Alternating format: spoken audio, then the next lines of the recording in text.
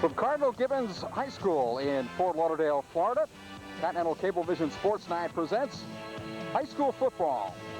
Today, it's the Florida High School Activities Association Region 4 3A Championship game as the Clewiston High School Tigers, perfect 10-0, take on the Fort Lauderdale Cardinal Gibbons Redskins with a record of 9-1. Hi, everybody. Al Southard along with Ray Buscemi, and kind of a different perch for us here today, Ray, as we are high atop the field here at Cardinal Gibbons, and we may have some of the best seats in the house today, expecting a packed house here on a holiday weekend at Cardinal Gibbons for a game featuring the first time that the Cardinal Gibbons has ever gone to a championship game, so a lot of excitement here on campus. But first, let's talk a little bit about the Clewiston team. This is a team that has been to the playoffs many times, a veteran team under a veteran coach. Oh, Coach Al Morell's team has won the regional championship in the past 13 years. They have won it 10 times. He feels like he has an excellent football team this year. Offensively, they don't make mistakes. They control the ball, and defensively, they're playing sound defense. They've shut out five opponents and only given up 33 points. They're led on defense by Roos and Gordon, two outstanding defensive players for them. On offense, they have a fine quarterback in Allen. He's completed 50% of his passes, thrown 18 touchdowns, and he's an exciting quarterback. They do a lot of things with him. Their key running back is Allen. He's done an extremely fine job with over 1,500 yards rushing this year. I guess the one thing that could be a drawback is the fact that this is not a very large squad in terms of numbers, and most of the kids are going to go both ways, which maybe early in the season might have had an effect, you know, because of conditioning and the heat. What about today, later in the season, when they've got 10 games under their belt? I think, like you said, Al, the first couple of games it is a problem, but they've played 10 games. They're an experienced team. Coach Morell's an experienced coach. He knows how to substitute them and work his two-way players. I don't think it'll be a factor at all. We look on the other side, Cardinal Gibbons Redskins, Don Marino in his 6th year here, and you've seen a steady increase in the quality of his program every year, and this is the culmination as they reach their first regional championship game. Well, they're coming off a big loss from last week with St. Thomas, 10-3, where their offense was handled pretty well, but they were beat up pretty badly going into the game. And coming into this game today, they got a healthy Dubuque, Matt, who has over 700 yards rushing, 8 touchdowns. They got Provost back from tailback to fullback, and they have the leading defensive player in Broward County, and Anton Childs. Anton's going to be doing double duty today, though, because even though the fellas you mentioned are back, they did lose Drew Kemp last week with an ankle injury, and now Childs, who probably is the biggest quarterback in the state, he's 6'3", about 245 pounds, is going to have to lead the offensive charge. What do you think will happen on that side of the ball? Well, he went to a couple of camps this year. I know he went down to the University of Miami, and they thought he had a rifle for an arm. He's inexperienced, that quarterback. Hopefully he will not lose the game for him. I think he's in a position where he doesn't have to win the game. I think where it's going to hurt Cardinal Gibbons the most is playing him at quarterback, going two ways at defensive end. I think that's where it's going to, tale will be told right there. So some interesting matchups here today, two quality teams, as they each hope to move on here in the state playoffs in Class 3A. Ray and I will be back with some more pregame notes and the start of today's action right after this.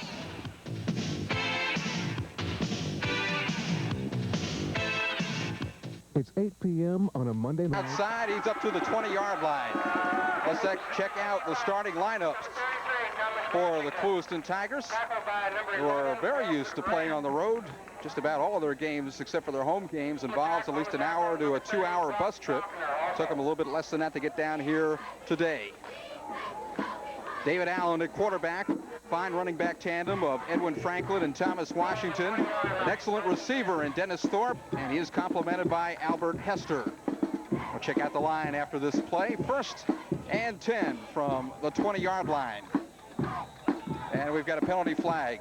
Let's check out the front line for the Clewiston Tigers. Andy McGahee, Norm Cole, Winston Gordon to the guards, Mike Balkman, Bart Powell at tackles, and Wardell Roos, an outstanding defensive player. And you'll see as we check out their defense that many of the Tigers will be going both ways this afternoon.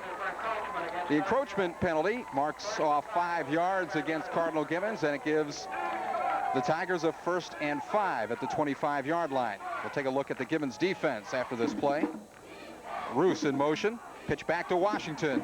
And a fine defensive play, but another penalty. Anton Childs makes the stop.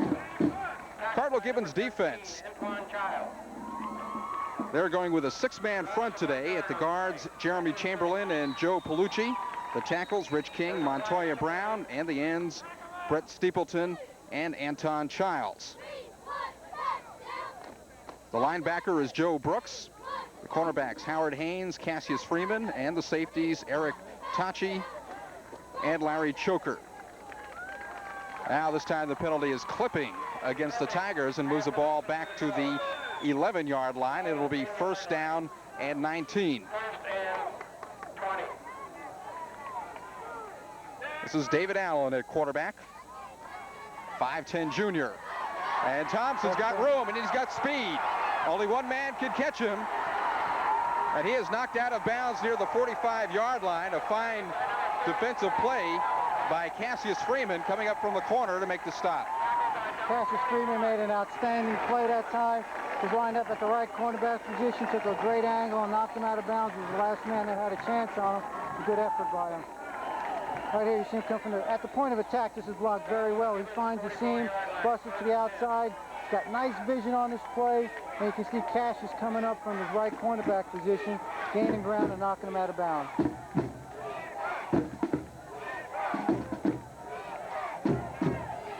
About a 45-yard run by Thompson, and it's first down at the Gibbons 44-yard line.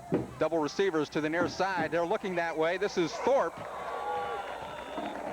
And the senior has it go just beyond his reach.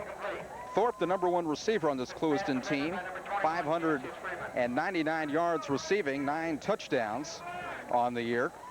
Not a big guy, just 5'9", about 155 pounds, and kind of a cookie cutter size. You look down a lot of these Clewiston youngsters' size, and they're all around 5'9", 5'10", 160, 170 pounds, except for some of their big linemen. Second down and 10. Once again, double receivers near side.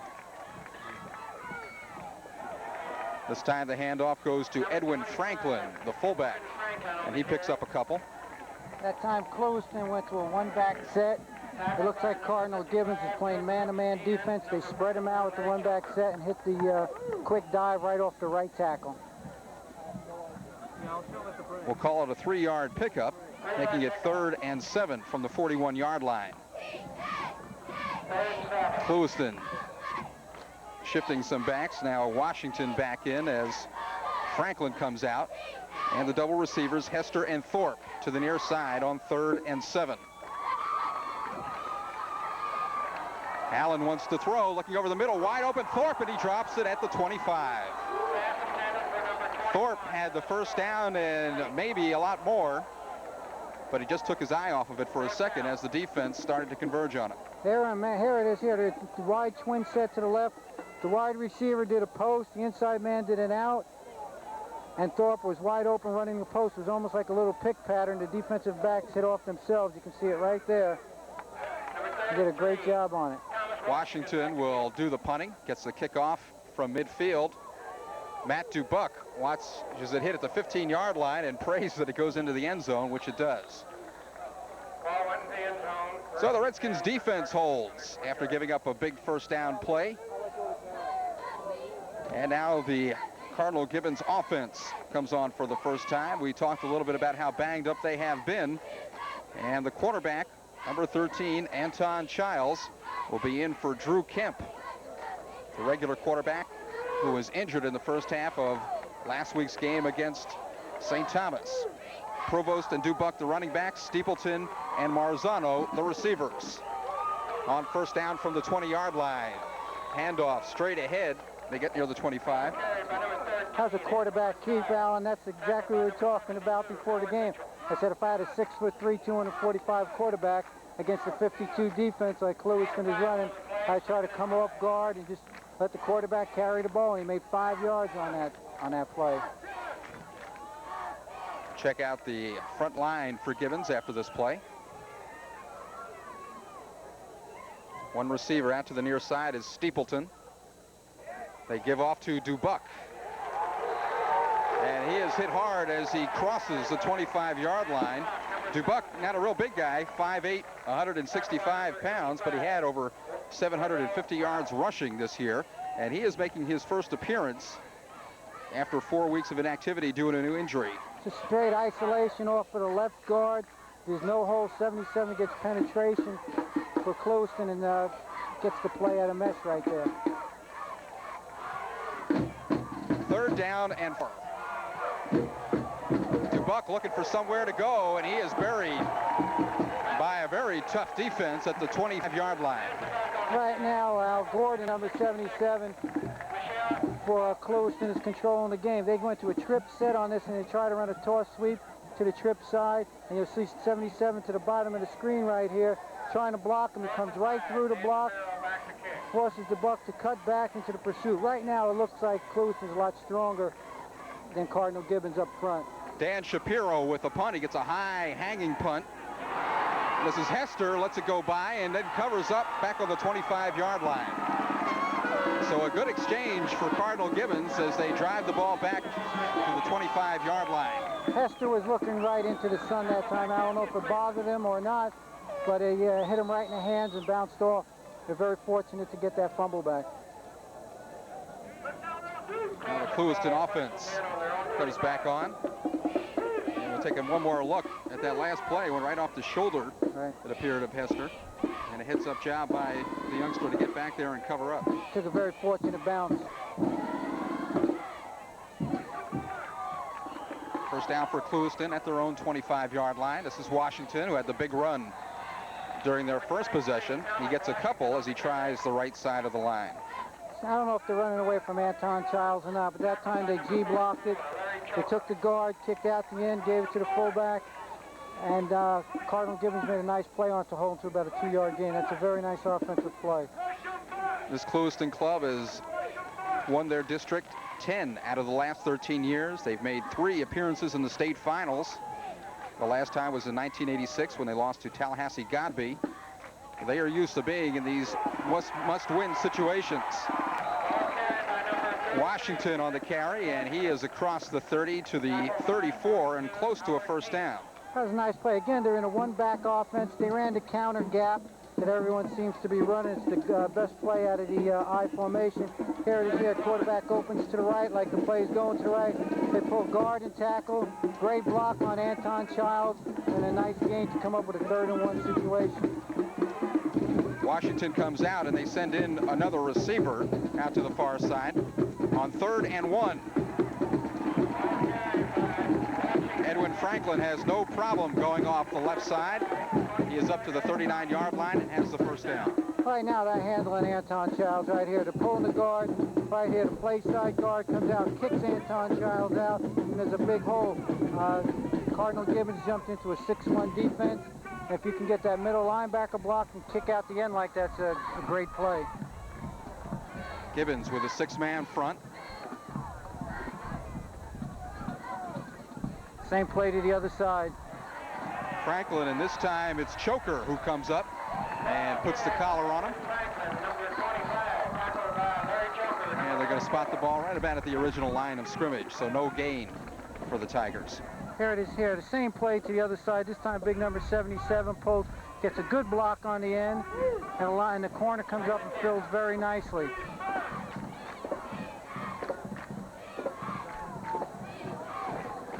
Second down and 10. Hester and Thorpe come to the near side, and Thorpe on the last possession able to get open a couple of times. Allen rolls. He's got time, and he's got a receiver. Hester almost picked off.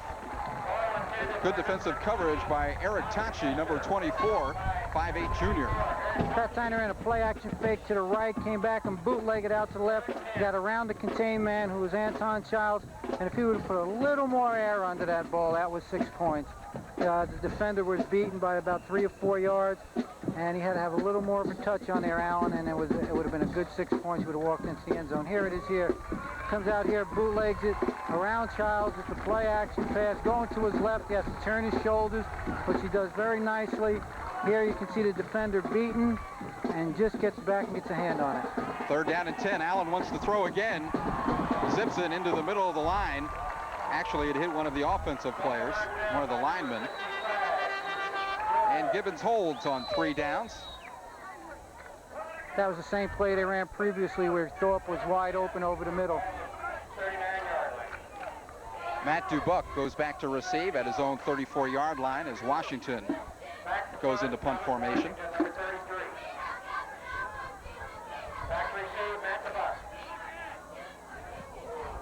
Good pressure by Gibbons. Dubuck takes the ball at the 31-yard line, tries to get outside. He's got 10 yards and then 12 yards and a penalty flag as he is hit out of bounds. Dubuck is a great athlete. He plays on the Cardinal Gibbons baseball team, plays shortstop, and he's one of the premier shortstops in Broward County. I think he was a first-team All-County as a sophomore last year. Here, Dubuck starts up the middle, makes a nice move. There's about 4 Clewiston defenders right down the middle, gets around him for about an extra 10 or 12 yards, and here comes a late hit by number 44, well out of bounds. Dwayne Johnson was the youngster a little bit overzealous for Clewiston, and it cost him 15 yards. And that'll move the ball up to the Clewiston 43-yard line. Double receivers out to the near side.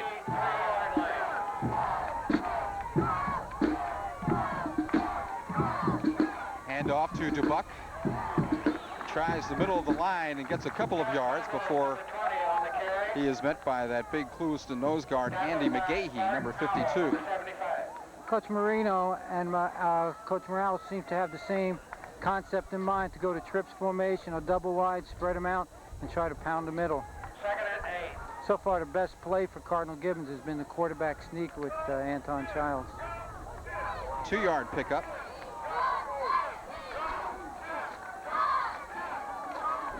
McGill and Steepleton receivers to the near side, and Childs looking this way. Anton McGill was open, but the ball overthrown. That was his second receiver. He looked left first, came back to his right. He was wide open. He just has to develop a touch. When you have him play quarterback, he's been a defensive end and fullback all year, and to come in and play quarterback, it's a tough situation for him. But he's an outstanding athlete. Drew Kemp, the regular quarterback who was out with an ankle injury, was 63 of 114 attempts for 838 yards during the season, 9 touchdowns. McGill once again wants to throw.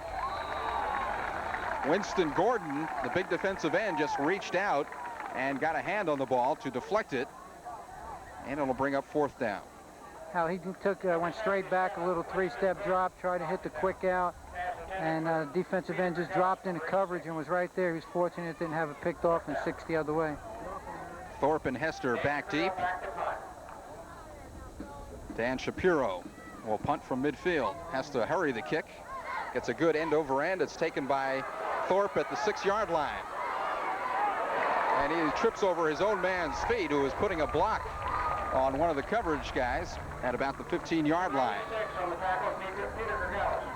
So it's been 3 and out. Peter Gergelis made an outstanding play on that punt coverage. They had the wall set up. They were trying to turn him out. They had a lead blocker coming to kick him out also. He took the man who was in the wall, shoved him back into the lead blocker, and knocked down the ball carrier. It was an excellent play.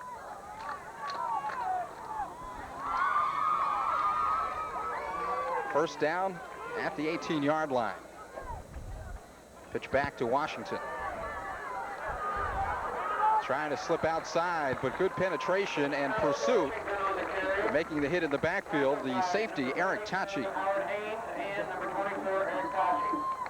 Gibbons likes to move their defensive backs around quite a bit, Ray. They may call both of their players safeties, but a lot of times they'll play them up close to the line or move them inside, since they only have the one linebacker formation with a 6-man front. That's exactly right. Cassius Freeman started at corner, and then the second series they came out moving to free safety. Now he's back at corner, and they don't seem to be playing the same coverage every time. It's giving Clewiston a hard read on what they're doing defensively.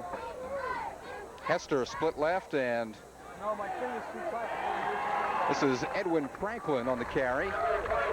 And good defensive play. Looked like Rich King, the defensive tackle, got into the backfield and made the stop. And it'll be 3rd and 10.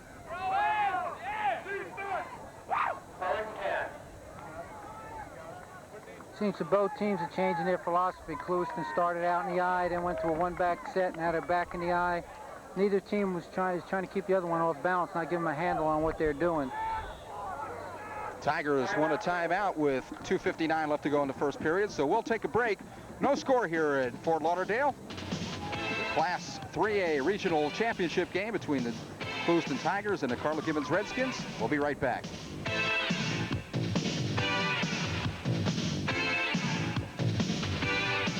In the first quarter, Clewiston Tigers in white against Cardinal Gibbons in the red. No score yet. 3rd down and 10 facing Clewiston. They're at their own 18-yard line. And they're going to get 5 easy yards. That time Cardinal Gibbons was man-to-man defense. They're going to play a 3 deep man-to-man defense, and they were bringing 8 on the snap of the ball. It would have been interesting to see what would have happened if Clewiston had a pass call. We'll see if it changes up Clewiston's play calling, as they're now looking at 3rd and 5 at the 23. They're still in man-to-man coverage here. Double receivers to the near side. Allen gives to Washington. Childs trying to slip a block. It's going to be close as he crosses the 30-yard line. It appears that they have the first down. That time they ran the counter gap. Well, a lot of talent out here on the field today, Ray, and Steve Spurrier among many college coaches that you've spotted before the game. Oh, he's doing an excellent job up at Florida. He's got one of the premier programs going in the country. And if they can get Florida State next week and get a little help, they might end up #1 in the nation. He's doing an outstanding job up there. Clewiston has a first down at their own 31. Allen looking right, looking for Thorpe, who makes the catch and picks up a couple of yards. He had to come back for the ball, and they're going to mark him out of bounds around the 33-yard line. That's an exceptional throw for a high school football player. They're lined up almost on the left hash here, and he throws a 5-yard out to the other hash. There's not going straight back. There's not too many high school players that can do that in the nation. 2nd and 7. The only problem with that is you throw the ball some 45 yards and you gain 4. They're giving him a 3-yard pickup. 2nd and 7 for the Tigers.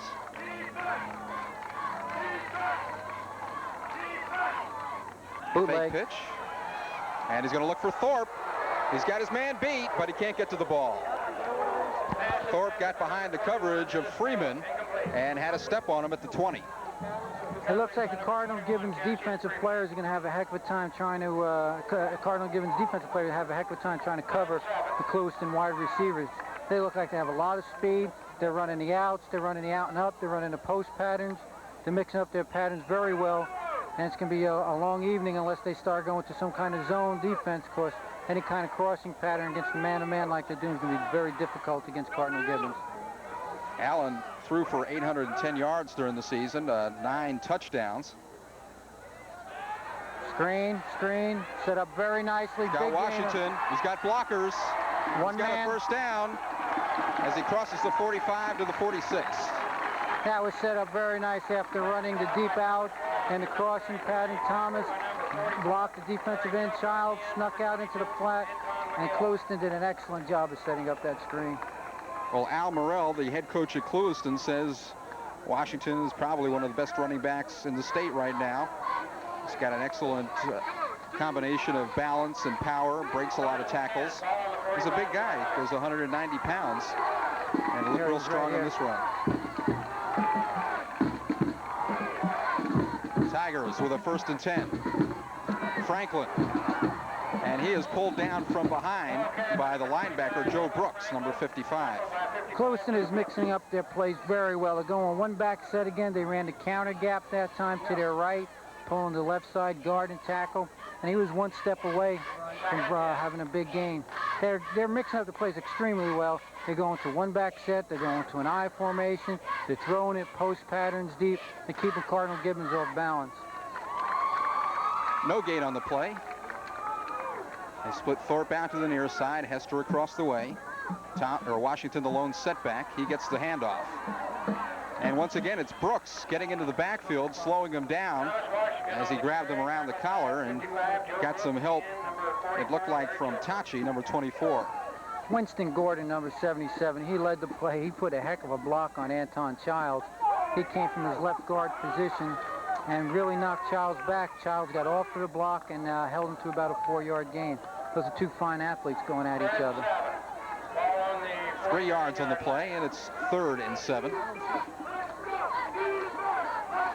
Clewiston sends in Franklin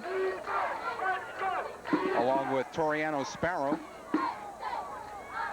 Sparrow splits wide right.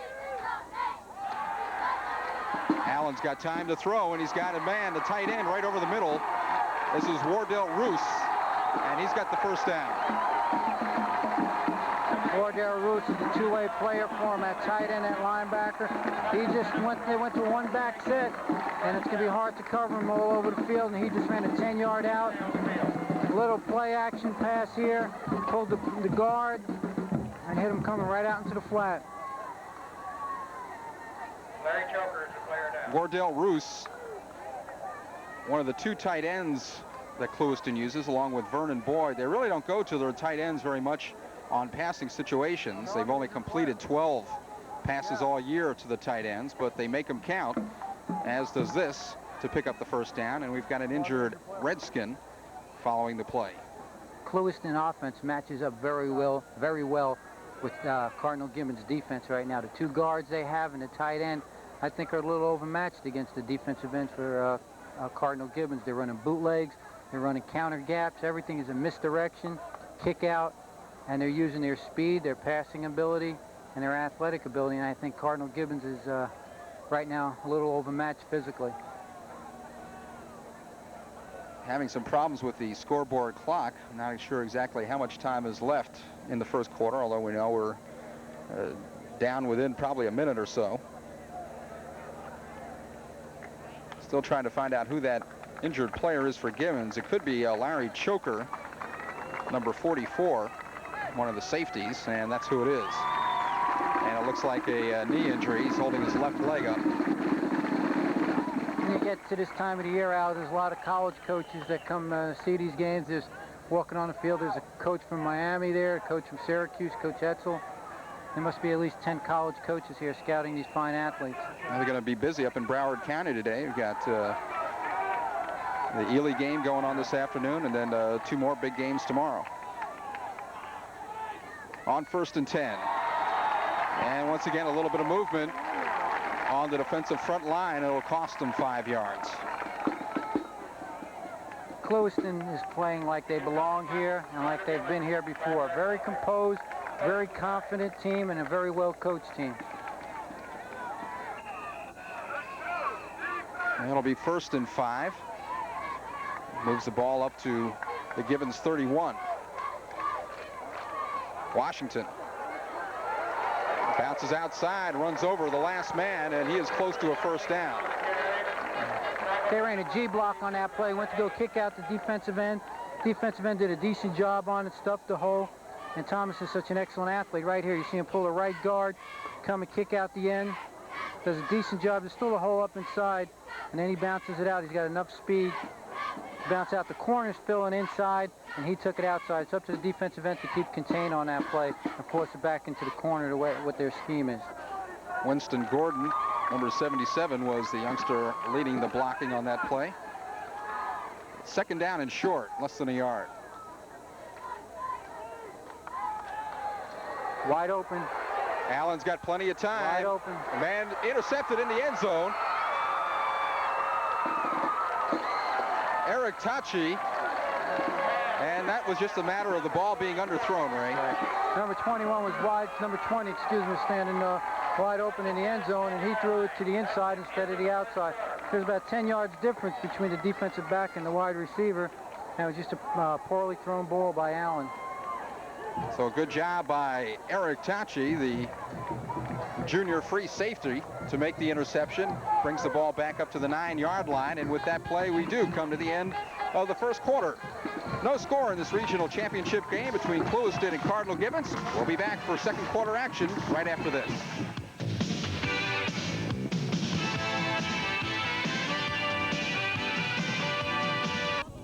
For Class 3A championship game, the Clewiston Tigers making the bus ride down this morning. And as we go to the second quarter, no score. Cardinal Gibbons has just intercepted a ball at the goal line. The return back to the 9-yard line where they have it 1st and 10. Anton Childs in a quarterback. He hands off. And not much there. On the carry was Scott Provost. He gets it for maybe a yard to the 10-yard line. Coach Marino's in a difficult coaching situation right now. He's getting handled up front. The speed factor is on Clewiston's side. He's getting outplayed that whole first quarter, and he really doesn't have a play that he can go to for some positive yards right now. 2nd down and 9 at the 10-yard line. Childs looking to throw. Getting some pressure. He's in the end zone. Flips it out to Dubuck. And Dubuck is buried inside the 5-yard line. Well, it could have been a safety. Anton Childs scrambling all the way back behind the goal line. He found Dubuck on the little release. But a good job by the Tigers of staying at home. And they had Dubuck covered. Anton Childs is a fine athlete, but right now he seems out of position at quarterback. I know that's his dream, to play quarterback in college, but his receiver was covered. He should have thrown it away, turned it up. He could have made some positive yards. You don't start scrambling in your own end zone. Bad things happen. Lost back to the 4-yard line, and it's 3rd and 15. Anton McGill split out to the right. Fly pattern down here, and it's almost intercepted, or it is caught, but out of bounds, I believe. That was Washington coming up along with Thorpe on the defense. Pass was intended for Peter Gregelis, the tight end. That almost looked like a punt. Allen would probably have been better off if they did intercept it. They don't have to line up and punt. That would have been a 40-yard punt. Anton just doesn't seem to, that ball is thrown very high. He doesn't seem to have the feel at quarterback right now. Coach Marino's going to have to settle him down, run some plays, run some options with him if he has it in his offense. Shapiro punting out of the end zone. He gets a high kick, but not very deep. Hits it to 25 and takes a lateral roll. And finally will come to rest at the 30-yard line. And the Clewiston Tigers will take over in terrific position. 1st and 10 at the Gibbons 30. Anton's going to have to settle down. He's going to have to complete a little 5-yard out, a little circle pattern to his halfback, something like that to give him some confidence and calm him down. And it doesn't help him being on defense because Coach Marino can't talk to him when he comes off the field. This Gibbons team is one of the biggest teams that the Tigers have faced this year. So Coach Moreau was concerned about that, trying to get the right matchups. Reverse to the tight end. This is Roos. He's got blockers. Touchdown. To the 10, to the 5, touchdown.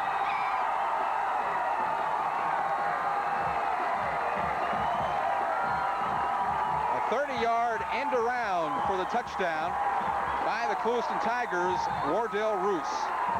Roos came around from his, here it is here. Very nicely designed play.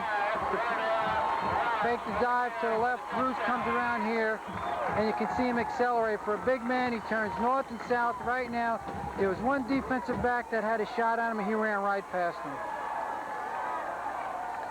And for Roos, just his 2nd touchdown this year.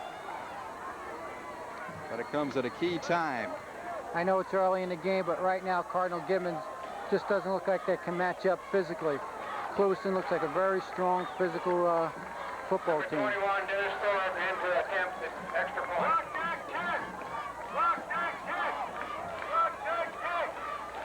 Thorpe will try the point after. And it's wide to the left. 9:46 left to play in the first half. Clewiston Tigers get on the board first. They lead it 6-0. We'll be right back.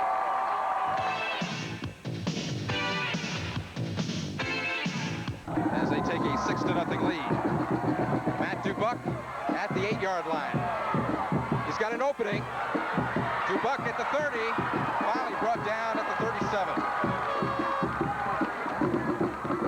So Matt Dubuck trying to get some spark back into this Cardinal Gibbons team with a 25-yard return on the kickoff. It's a nice return. If it wasn't for Michael Cole, he would have went all the way right here. Dubuck is going to bounce off a tackle right here, makes a nice cut between two defenders, makes a nice spin move. You see number 60, Cole, saves a touchdown. New quarterback, and this is Drew Kemp, who we did not think would see any action. He hands off to Scott Provost. But I guess Don Marino, the Gibbons coach, figured he needed to do something to put some spark into this Gibbons offense, and there's no tomorrow. So I guess if Kemp fell well enough to get in there, he's going to give him a shot. Exactly. If Kemp is well enough to play, he has to go in. Anton just can't move the club at quarterback. Double receivers to the near side. It's a quick look in intended for Dan Marzano, a little bit behind him. Very well defended by Clewiston. Even if Marzano did catch a pass, there would have been a big hit on him, about a 4 or 5 yard gain. You can see Kemp, even though he didn't complete, is a lot more poised, a lot more confident, and he's coming out right now. Childs goes back in. 3rd down and 10 coming up.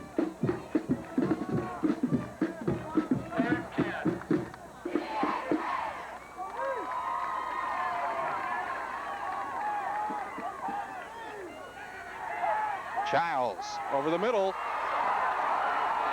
Completed to Gregelis, and it's enough for the 1st down.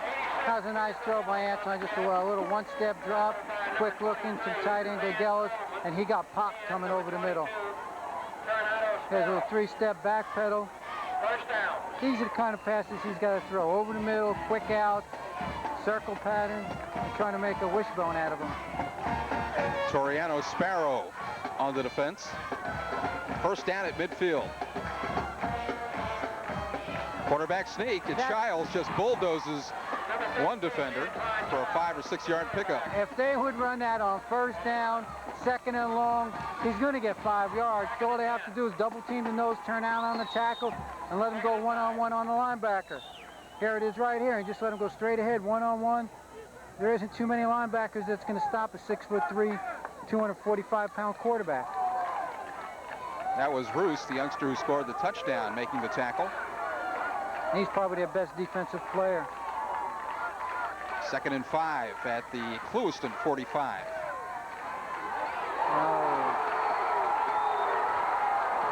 Childs is going to be flagged for intentional grounding. And right there, an instance of inexperience at quarterback on Anton's part. Right. Probably at that point just should have taken the loss and tried to regroup on 3rd down. He's lucky he didn't get it picked off, Al. That was a very poor decision by Anton. He was going down and just threw the ball up in the air. You can see it right here. I thought it was a fumble at first, and he just threw it up into no man's land.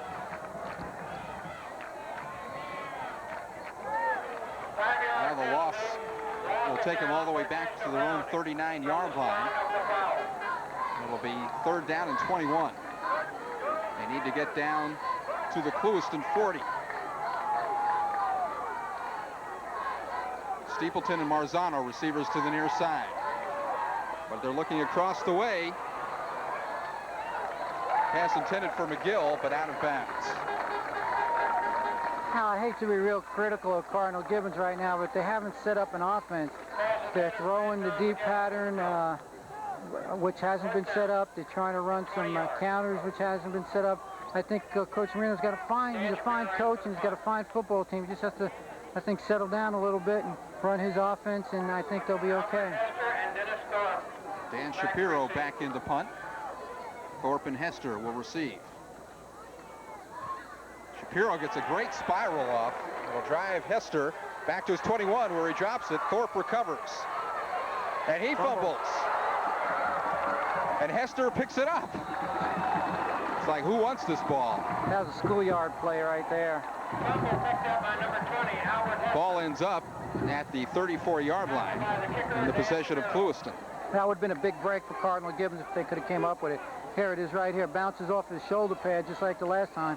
He's got to catch that in his stomach and with his hand. Number 21 picks it up. Now he's going to get hit and he's going to fumble it right there. Then it's going to get kicked around a little bit. Hester's the original player is going to pick it up. And if he would have got by that, there was some room along the left sideline. Clewiston has a first down at their own 34. Washington. He's got a big hole. Penalty flag goes down as he is upended at the 40. Coach Morrell right now has got a lot of confidence. You can see the play selection that he has right now. He's going to line up in two backs, run the counter gap, and he's going to run it right at Cardinal Gibbons and see if they can stop him. Thomas has nice vision here, waits for his block to set up, cuts back very nicely, and one little step and he could have cut back against the grain for a big gainer. Holding the call, it'll be 15 yards marched off against Clewiston. Penalty will move the ball back to the 28.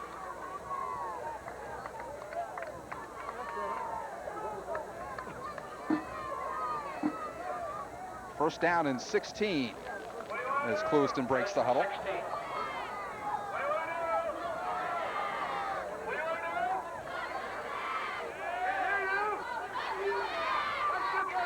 Allen pitches back to Washington. And 3 or 4 defenders there to meet him after a short gain. That was one of the better defensive plays by Cardinal Gibbons. They forced Thomas to cut back, and the pursuit caught him right here. A little toss sweep to pull the right guard, try to kick out with the fullback on the end. You can see Thomas really make a nice cut back here, and the Cardinal Gibbons really closes the alleys, which they have to do, and made a nice defensive play. If you're just joining us, we're at Fort Lauderdale Cardinal Gibbons High School. This is the Region 4 Class 3A championship game. The Clewiston Tigers in the white, leading 6-0 with 6 minutes left to go here in the second quarter. And David Allen wants to call a timeout. Second timeout taken here in the half by the Tigers. And they brought quite a good contingent with them, Ray. Oh, they got great fan support up in Clewiston. They must have brought about 1,000 people to the game. Right now, Coach Morrell, he's got about 4 or 5 plays he feels very confident in going to. He can run that counter gap. He can run that quick post over the middle with toss sweep. He wants to make about 7 or 8 yards on this to come up with about 3rd and 5 and put him right back on target where he feels like he has to be. Cardinal Gibbons, on the other hand, has got to make something happen on this play. They got to come up with a 3rd and 12 and force them into a passing situation where they can double up some receivers, bring a linebacker, now play their defensive game. Right now, Gibbons is on their heels, and Clewiston has their way because they're guessing with them. They don't know if it's pass or run. Coach Morrell's got a great sequence of plays going, mixing up his formations and plays.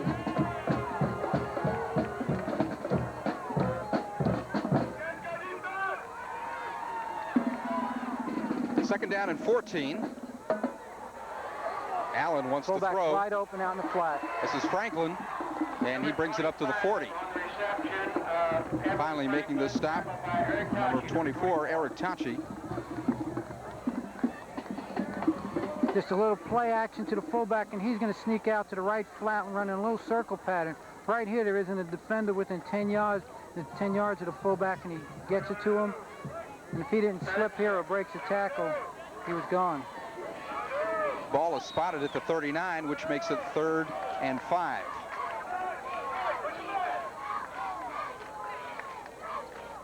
Counter gap again. Washington's got a hole. Goodbye. He's at the 40. Nobody will catch him. All the way for Washington. A 61-yard touchdown run. That's our counter gap. And Washington fullback went to the left. Washington takes 1 step to the left. They pull the play side guard and tackle. Backside guard and tackle. Guard kicks out. Tackle came on right around on the corner, just like you draw it up on the blackboard. He hurdles the man right here, goes over the top, and goes the distance. Nice stride, head upfield. He's a track man. You can tell by his form. Very smooth runner. Washington, who picked up over 1,500 yards this last season. It's well over 100 for today. Timeout, Clewiston. Clewiston wants to call a timeout. Yeah, Clewiston will go for the 2 points on this, and they're probably unsure of what play they want to run, or did not have the right personnel. It's a good timeout by Coach Morrell. Of course, it's a big 2 points. Coach Morrell, kind of a storybook turnaround for him. He graduated from Clewiston, grew up in the area, went over to Mississippi State to play his college ball. Came back to Florida, coached at a couple of different schools, and then an opening came up back at his alma mater and decided that's where he wanted to be, and that's where he's been for the last 14 years. He does a great job there. The college coaches that come through say the school's immaculate, their weight room is immaculate. He says they have a lot of pride in the Clewiston and the Tiger football.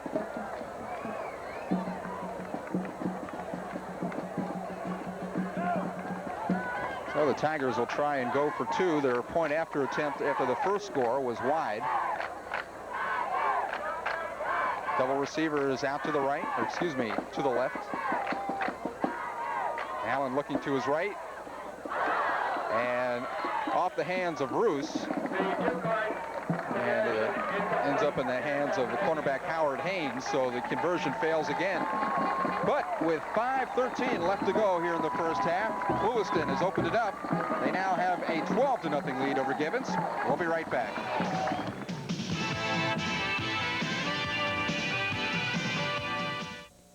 Ball scooted along the ground on the kickoff. Gibbons recovers immediately, but the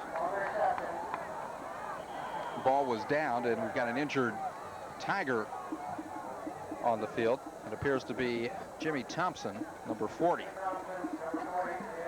At the beginning of the game, we mentioned about the two-way performers for Clewiston and how Coach Morello handled them. You can see on his kickoff team, he had he brought in 8 different players. I think he just holds his breath every time he kicks off. He puts a special team out there. Of course, his better players aren't out there. Cardinal Gibbons is going to have to settle down here. I'll see if they can get a score. If they can get one, even a field goal going in before the half would be a morale booster. But Coach Marino's going to have to settle them down, get a play going where they can have a play action off of it, or something where Clewiston has to go into the locker room saying we have to defend this. Because right now they haven't done anything where Clewiston has to worry defensively. We see Drew Kemp back in the huddle. So they're going to give him another round of snaps. I think they need Drew Kemp in the offense. Anton Childs is an exciting, excellent defensive player, but Drew Kemp has been there for 10 games, and they need his leadership, his composure, and his skills to try to come back from this 12-point deficit. Jimmy Thompson coming off, favoring that left leg.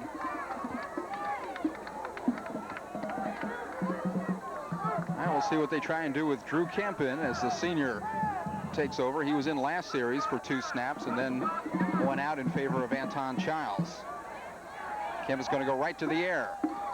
Dubuck. He picks up 3 or 4 as he crosses the 35-yard line. Dubuck's got to get that north and south. You try to break it against the grain for a big gainer.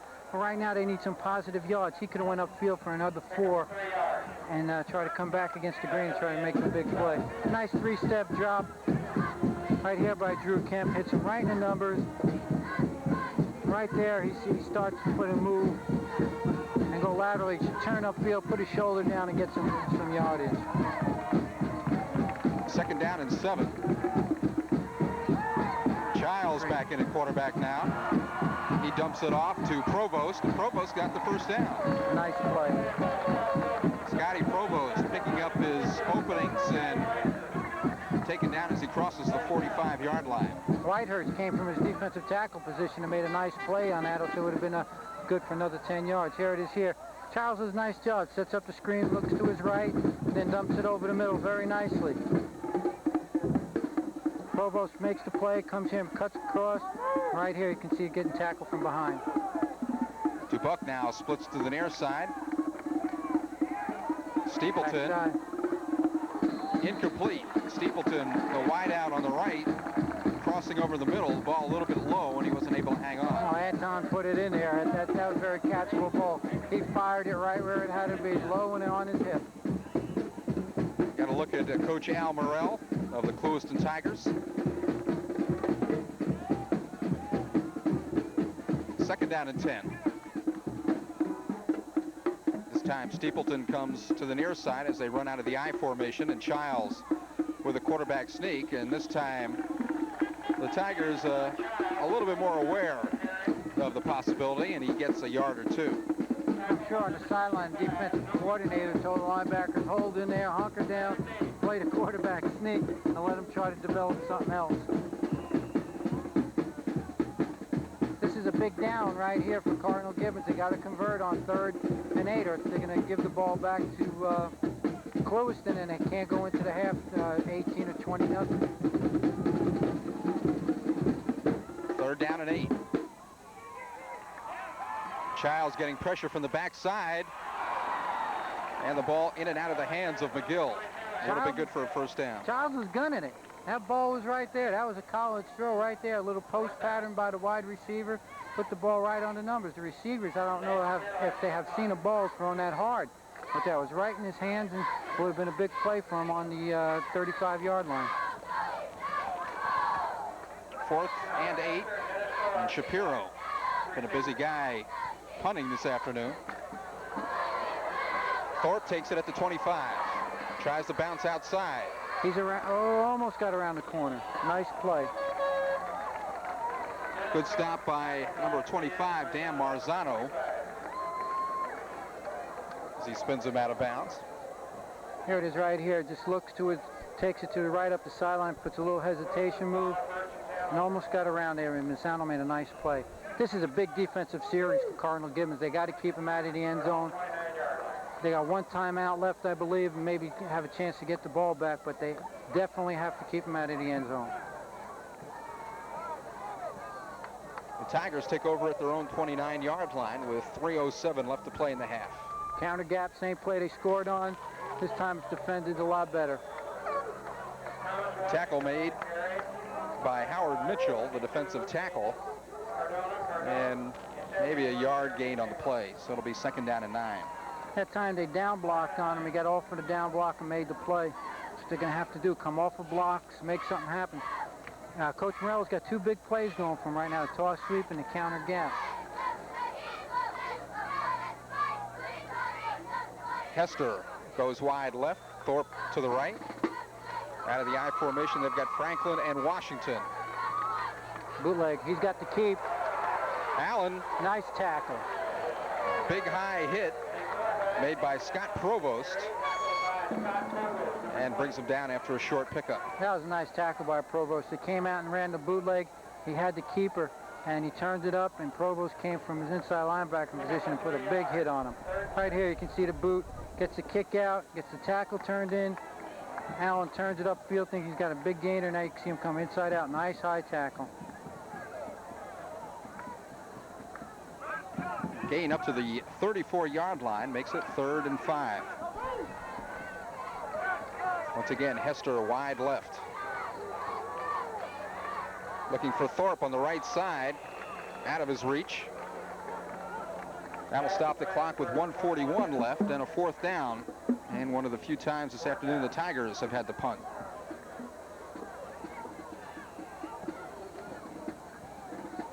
I'd like to see Cardinal Gibbons go for the block on this and try to make something happen. Matt Dubuck drops back in single safety for Gibbons. Washington gets a high kick away, driving Dubuck back, and he watches it hit at the 25-yard line.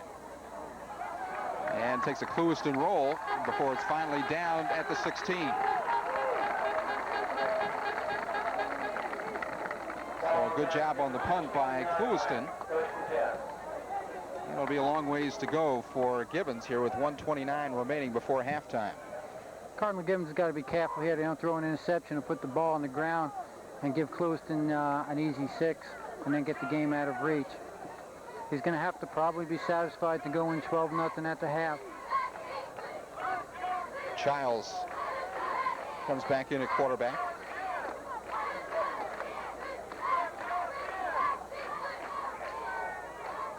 Rifles it to the outside where he's got a receiver who does a good job of getting out of bounds. That's Jeff Snyder, number 84 in the catch, and it appears that he also has the first down. Let's see where he spots it. On the last 4 throws that Giles has thrown, he looked great. It's like a rope going out there. That's the hardest I've seen anyone throw in Broward County in a long time. That thing's right there, and maybe he's found himself in the last couple of plays. Van Coleman was the defender. Held him about a half-yard shy of the first down. There it is again. Another fine throw. This time plenty of yardage as the ball is spotted at the 43-yard line. That's an excellent throw. Steepleton on the reception. The senior wideout. Here, just a little 3-step drop. Plants his foot, looks good. Wideout just running a little quick post. Beautiful play. 1:04 remains on the clock as we have a timeout on the field. Well, Coach Marino's going to have to feel a little better after seeing Charles throw the last 4 or 5 balls. Feeling that he can come out the second half and maybe move the ball with the pass, because the running game has completely been shut down. If they can get that pass going, then they can get the buck running the ball. Talking before about the size differential, Gibbons does have a bigger team. You look at them across the front line, you've got guys 235, 290, 220, 200, 220, where the defensive front for Clewiston goes 225, 205, 202. You've got a little bit of a weight advantage, but these Clewiston defenders are very quick off the ball. Quick and strong. On first down, Childs looking to throw. Swinging it out, and a nice diving catch by Marzano. Youngster had 264 yards and 5 touchdowns on the year from his wideout position. Second down at the 49-yard line of Gibbons. Clock running inside of 45 seconds. Clewiston had a call time. Oh, that's a shame that Cardinal Gibbons called timeout that time. There was no one lined up on the inside receiver on DeBuck that time. And Don Marino not happy at all about it as he heads out to the offensive huddle. Well, Coach Marino can't be happy about too many things the way they played this first half. He's got a lot invested in this, a lot of time, a lot of effort. They all do. And to come out and play very poorly the first half is not what he wanted. You know, when you play a team like Clewiston, who's been here before and is an experienced team, you think you want to come to the game, control the ball, get them out of the game plan, shake their confidence a little bit. Right now, Clewiston's got all the confidence in the world.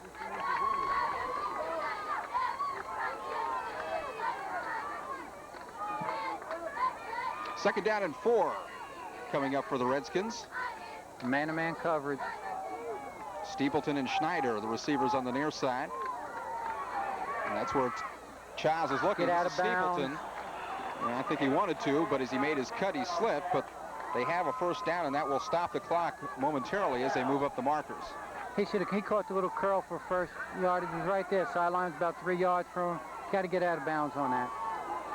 That moves the ball up to the Clewiston 42. Redskins going without a huddle. Childs looking to go deep. He just airs it out. He's got 2 receivers down there. Oh, what a catch. Touchdown. No. We're going to spot it at the 1 foot line. Right at the 1 foot line. I thought he was in the end zone. Looks like his knee hit the ground. Anton Childs backpedaling. Got a man right in his face and just throws the ball up.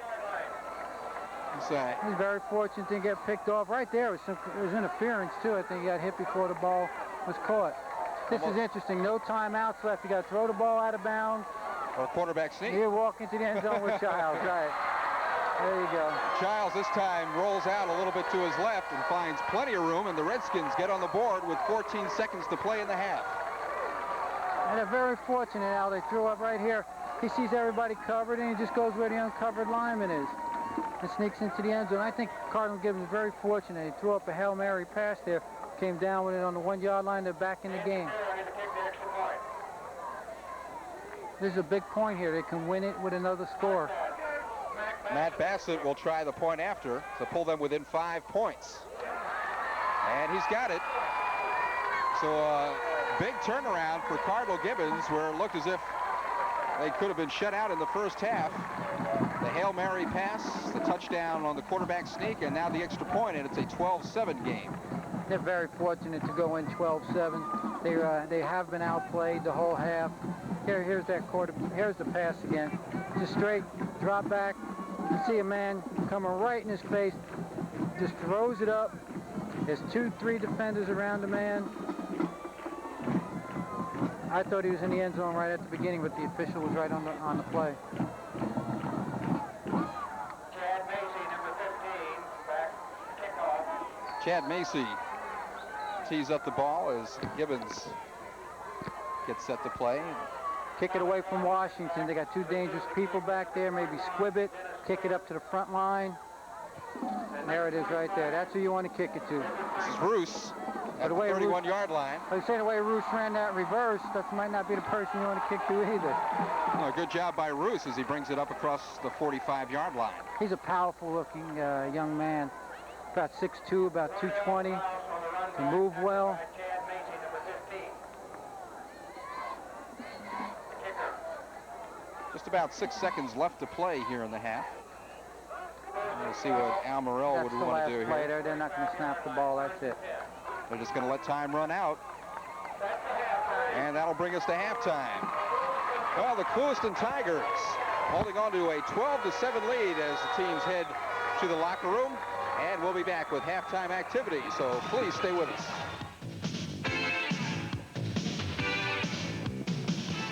Southern along with Ray Buscemi. And the Redskins hanging in there. They were down 12-0 in the first half. Clewiston got on the board thanks to Walter Roos on a 30-yard touchdown run, 6-0, and then Washington a beautiful 61-yard touchdown jaunt. They missed the point after both times. Clewiston had a 12-0 lead. But then the Redskins got on the board, and now here in the second half they will start out with the ball as Matt Dubuck brings the ball back to the 35-yard line. Redskins got on the ball with got on the scoreboard with 14 seconds left to go in the half after a Hail Mary pass got them down to the 1-yard line, and then Childs snuck in from the quarterback spot. They made the point after, and that's where we are, 12-7. And Anton Childs remains in as the starting quarterback for Cardinal Gibbons. Cardinal Gibbons comes out and trip set right from the beginning. And throwing. Childs looking. He's got Scott Provost. And Provost lowers the shoulder and picks up 7 or 8 yards. On the defense, Toriano Sparrow. I'm really impressed with Anton Childs that second quarter and coming out here at the beginning of the third. Here is a straight drop back, 5-step drop, and puts the ball right on the money, right on his outside number, lets him turn upfield and run with it, and that's where you lower your head and get extra yards. 2nd and 2. Childs gets it off under pressure and just airs it out. He is so strong. That time he got hit from the blind side, and as he was going down, put the ball 45 yards in the air. So it'll be 3rd down and 2. Checking out the Gibbons offense across the line. You've got Ray Sanchez at center, Owens and Palucci at the guards, King and Anderson the tackles. Peter Grigelis, the tight end, splits out on the left side. This time Childs just bowls his way across the 45-yard line and appears to have the first down. That was the call. Any short yardage or anything, Childs up the middle, off tackle, is going to be a tough play to defend. Tackle by number 85, Wardell Ralph. And number 15, Trey. And it's a first down at the 46-yard line. 1st and 10 for Cardinal Gibbons on their own 46. Matt Dubuck splits out to the near side. They go to the slot on the left. Childs is going to keep it in the air, looking over the middle. He's got a man at the 20. This is McGill to the 5, touchdown. Now this is a different looking Cardinal Gibbons offense than we saw in the first 12 minutes of play, or 24 minutes. I just think it's a different Antoine Childs. He's remarkable. I think he was the last 7 for 7, has put the ball right on the money. A straight drop back, took his time, looked over the field and hit the post pattern. You better call timeout or something. Anton is walking around the field. Matt Bassett for the extra point try, and it's good. Oh, 10:28 left to go here in the third quarter. Cardinal Gibbons comes out and drives the length of the field for the score. They have taken the lead for the first time today, 14-12. We'll be back with a kickoff right after this.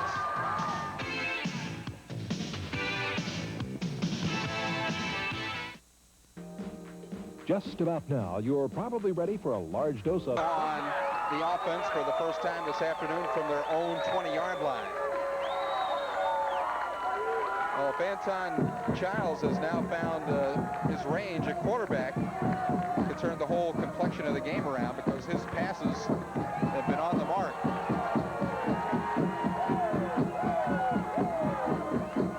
David Allen leads the Tigers offense out of the huddle. Sends Hester split out to the right side. Franklin and Washington are his setbacks. And this is Washington. Ball is loose. Childs has it. Anton Childs taken down at the 30-yard line. And the Richmond sideline has erupted. That was a great hit. The ball, the helmet was put right on the ball. Here it is. You see it right here. Toss sweep. They contain it fairly well. He cuts back, and you see a great hit coming right here and putting the head right on the ball, right there. Couldn't see the number. Anton Childs in the right place at the right time. Scott Provost, who doing an excellent job on offense and defense. He had that big hit on the quarterback just before the end of the half. Well, one play, Clewiston turns it over, and the Redskins are threatening at the Tigers' 30-yard line. Childs just hangs it up in the air. Thorpe intercepts at the 10-yard line. Well, Matt Dubuck looked like he was looking for the ball at around the 20-yard line, was starting to do a little look-in. Childs thought he was going deeper. There's definitely miscommunication on the wide receiver and the quarterback right here. Same drop. Childs doesn't set his feet, just lets it go as he's backpedaling. And Dubuck is playing defense here right now. Nose of the ball at the 10-yard line. So fumble by Clewiston, interception. Thrown by Gibbons, and the Tigers get the ball back. This is Washington.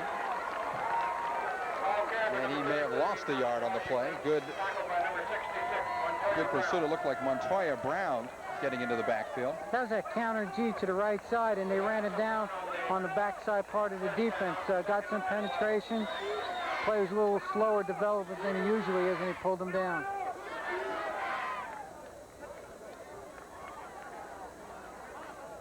Clewiston staff trying to get their offense settled, to get something going here. Thorpe splits out to the near side. Bruce in motion. Washington on the pitch. Finally, Brooks gets him by the ankle. A pick up across the 10 to about the 12-yard line. It'll be 3rd and long. Now, at the start of the play, they got everything blocked so well here. They put the tight end in motion, toss sweep, they pull both guards. They got a lot of people out in front, and the hand just comes out from a pile to bring him down. If he gets by that, he's going to have 6 down the sideline.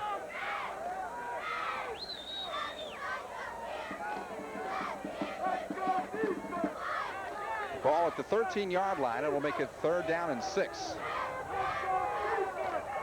Look for the counter G. And we've got movement on the line. Dead ball foul.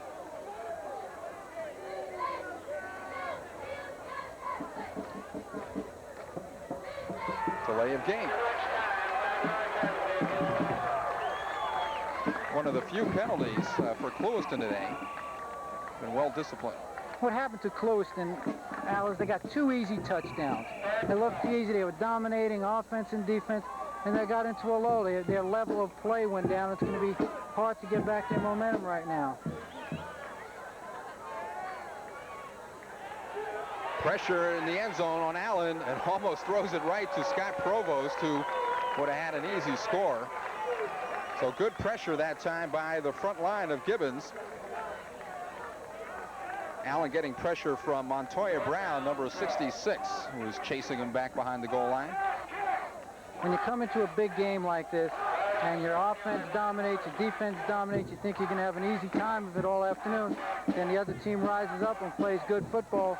It's hard to get that momentum back and that concentration. Washington, very high but short That's going to kick. bounce backwards, too. Oh, what There a it big is. bounce. First touched at around the 13-yard line. The penalty flag goes down. So the Redskins get another big break.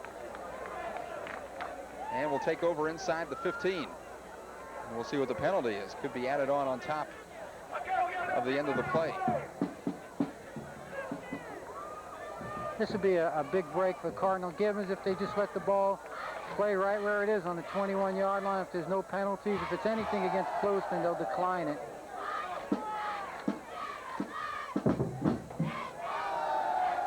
Wait for the call.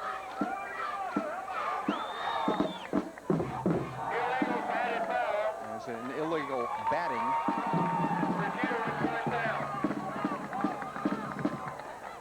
See if Cardinal Gibbons will settle down here and try to run the ball. They got two fine running backs in Provost and DeBuck. The one's 1,000-yard rushing, the other one has 750.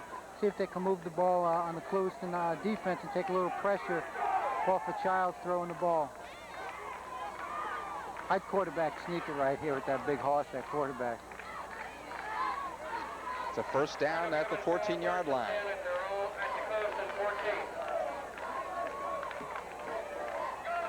Double receivers out to the near side. DeBuck, and he gets back to the line of scrimmage, and that's all. Tackled by number 53, Whitehurst. Looks like Whitehurst And number making the 85, start along with Ralph. Roos. Gibbons, I don't think, has too many yards rushing. They can't seem to get on track. They have a fine running game and two fine running backs, but they can't seem to penetrate that Clewiston defense. On 2nd and 10. Pass intended for DeBuck, in and out of his hands at the 3-yard line. Intended for Matt DeBuck, incomplete. DeBuck's such a fine athlete. If you get the ball near him, he's going to catch it. And Childs just threw it quick. He's not setting up. He's hurrying his throws. He's just got to take his time and put it right there. The offensive line is giving him a good amount of time to throw the ball. Giving him good protection. Big 3rd and 10 coming up for the Redskins. Now that screen play to DeBuck right now wouldn't be a bad call. They had a lot of success with it in the second quarter. Childs dumps it off. Ooh, almost intercepted. Almost picked off. It was intended for Provost. But coming up on the defense was number 22, Toriano Sparrow. Made a nice play, broke on the ball, knocked it out of Provost's hands and almost intercepted. Penalty on Clewiston. And they're going to call it pass interference. I don't know. We've got to look at that one. Scott Provost on the reception. That looked like a nicely timed play. Call that one very close.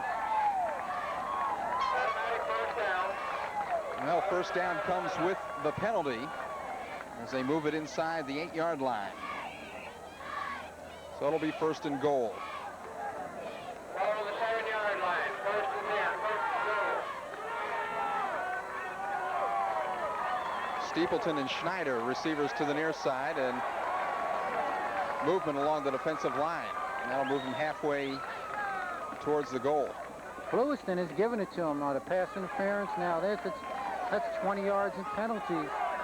And Cardinal Gibbons hasn't moved the ball a foot on their own.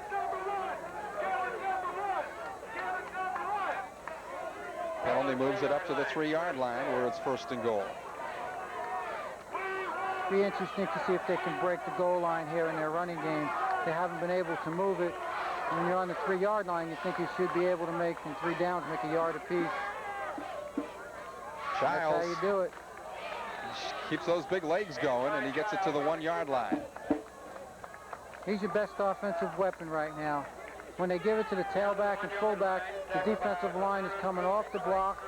They're controlling the line of scrimmage, but when Childs just takes it, goes over the uncovered lineman, he's got an easy 2 yards.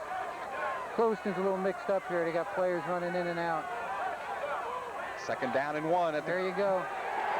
And he's in. Childs keeps it twice in a row and gets his 2nd touchdown of the afternoon.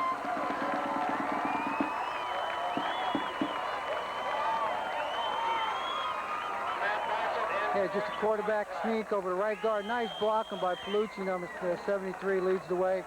Gets a good surge and with a 6'3", 240-pound quarterback. Bassett for the point after, and it's good. So the Gibbons Redskins have scored the last 3 touchdowns in this game, and they have gone on top 21-12. We'll be back right after this.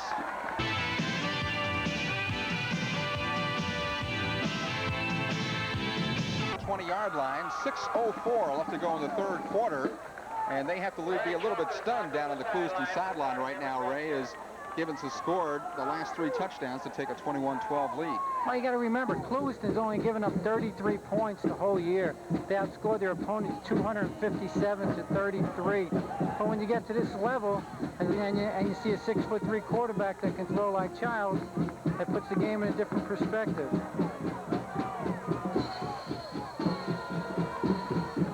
Clewiston breaks the huddle with double wideouts, Thorpe and Hester to the near side. They go with Washington at the single setback.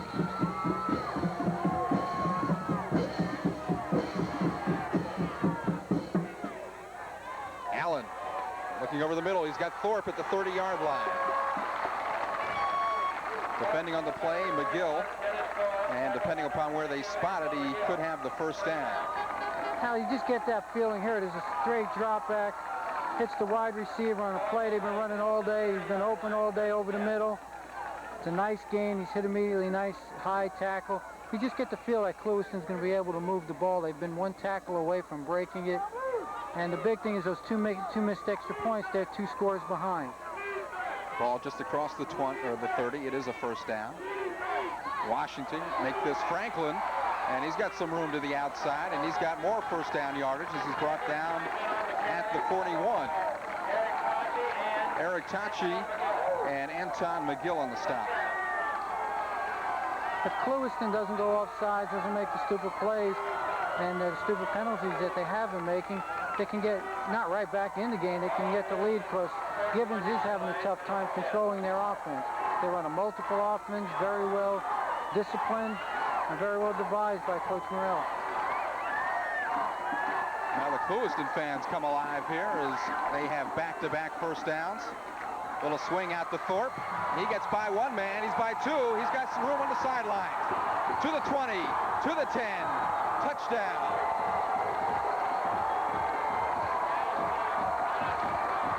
'59-yard touchdown to Thorpe.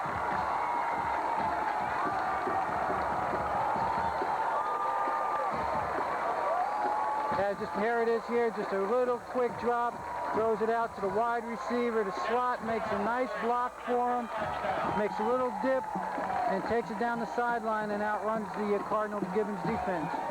Provost was the last one to have a shot out of him. This is what I was saying. You just get that feeling like Clewiston can control it on offense. Thorpe now will try the point after. It is up and no good. Off to the left.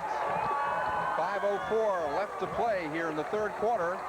It's now a 3-point game. Gibbons up 21-18. We'll be right back.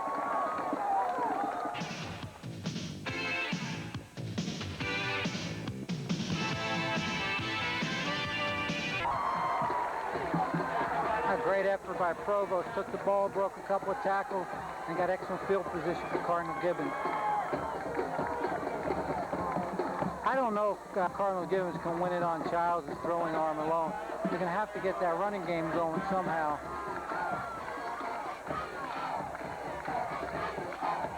They have run the ball very successfully this year. During the 1990 season, over 2,000 yards on the ground, 897 through the air for Cardinal Gibbons. Childs looking over to the near side. This is Marzano on the reception across the 50. Now that's not an easy pass to complete, what Childs is doing. He's taking a little step back, a little straight drop back here, a little three-step drop. The wideout's running a post. The inside receiver's running where he puts it. He puts it right there. The only place that the offensive man can catch it. Low, either inside or outside. The defense doesn't have a chance to knock it down. 2nd down and 3.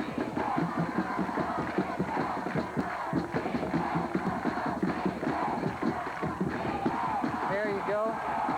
Well, it looked like there was an opening there, and it closed just as quickly on Scott Provost.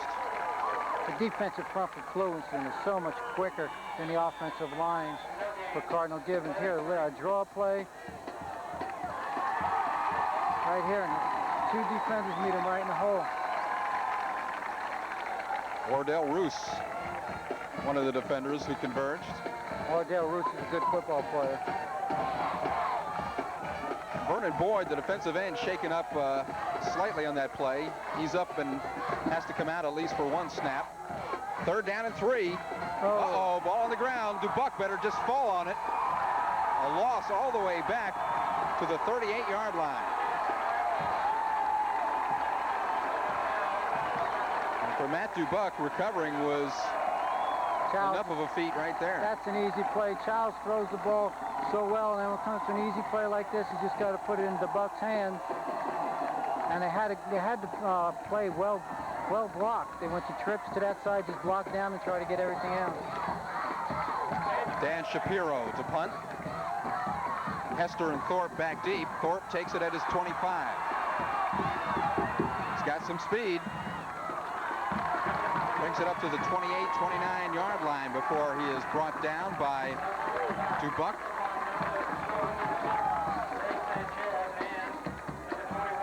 So the Clewiston Tigers, who struck quickly on their last possession, 59-yard scoring pass to Thorpe, get the ball back with 3 minutes to play in the 3rd quarter. They are down 21-18.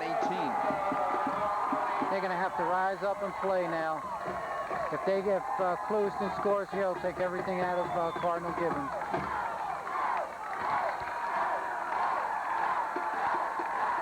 Double wideouts to the right. Washington, big hole up the middle. He's got a block. Goodbye. He's at the 40, to the 50, to the 30.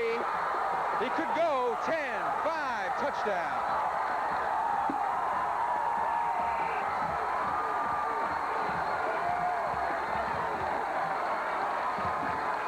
Just G-blocked Antoine Childs. Took a step to his right, pulled the guard, kicked out Antoine Childs, and went right up the seam. Right here. Excuse me, my mistake. A little quick trap play up the middle. Cut it back against the grain.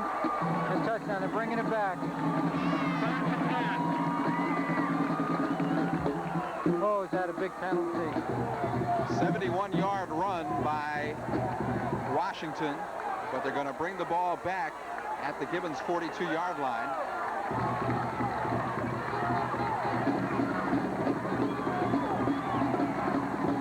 Must have been a clip or a holding penalty and brought it back. First down at the 42. Franklin, and he is inside the 40 to the 38. It's just a matter of time. The way it looks from up here is they're getting the blocks, they're making the blocks, and the running back is just 1 step away, an ankle getting grabbed here from going to distance on just about every play.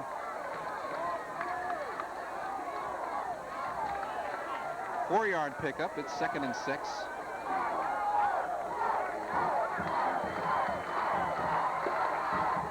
Allen looking to throw. Thorpe in and out of his hands at the 22. They're trying to exploit the soft middle of Cardinal Gibbons. They're just sending the inside receiver on a quick out and bringing the wide receiver underneath him on a post, about a 15-yard post, and it's wide open.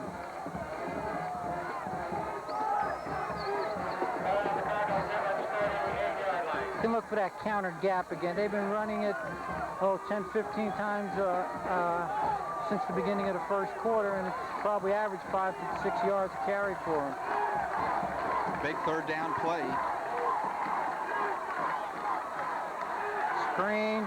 Childs deflects it and almost had an opportunity to come back and pick it off. They had it set up beautifully. There was only one defender out there for Cardinal, Gibbons, number 66. Here it is here. A little play action, and they set up the screen very nicely. It was set up, and Childs gets his hands up at 6'3", makes an outstanding play. Washington will punt. Dubuck back to receive. Washington just tries to pooch it down there. At the 11-yard line, Dubuck looking for some help. He had no blocking help at all. And will lose some yardage back to the 10-yard line. 1:43 left to go in the third period. Gibbons trying to protect a 3-point lead, 21-18. I think that's exactly right. They got to protect it here. And the only thing they've had going for them is the passing game. This is going to be a tough situation to try to put the ball up in this kind of field position. You don't want to risk a turnover in a 3-point game. Stapleton and Marzano split right. Childs looking in that direction. Incomplete pass. Toriano Sparrow on the blitz. Came from behind and got the arm of Childs. Right here again, straight drop back. Outside receiver ran an out pattern. Wide receivers running the post. That's a nice play by a defensive player. Knocked the ball right out of his hand. 2nd and 10 at the 10-yard line. 2nd and 10, ball on their own 8-yard line. That's movement. They seem to going to throw the ball every play now. I think Coach Marino's abandoned the run. Feels like he can't control the line of scrimmage, and they're going to rely on the arm of Childs to get it done. There'll be 5 yards against Gibbons, so it'll move it back to the 5-yard line. It'll make it 2nd down and 15. Momentum just has changed so drastically from the beginning of the third quarter. It was all Cardinal Gibbons, a couple of quick scores, defense was playing well. Anton Childs is hitting his pattern, and now it seems to be going the other way.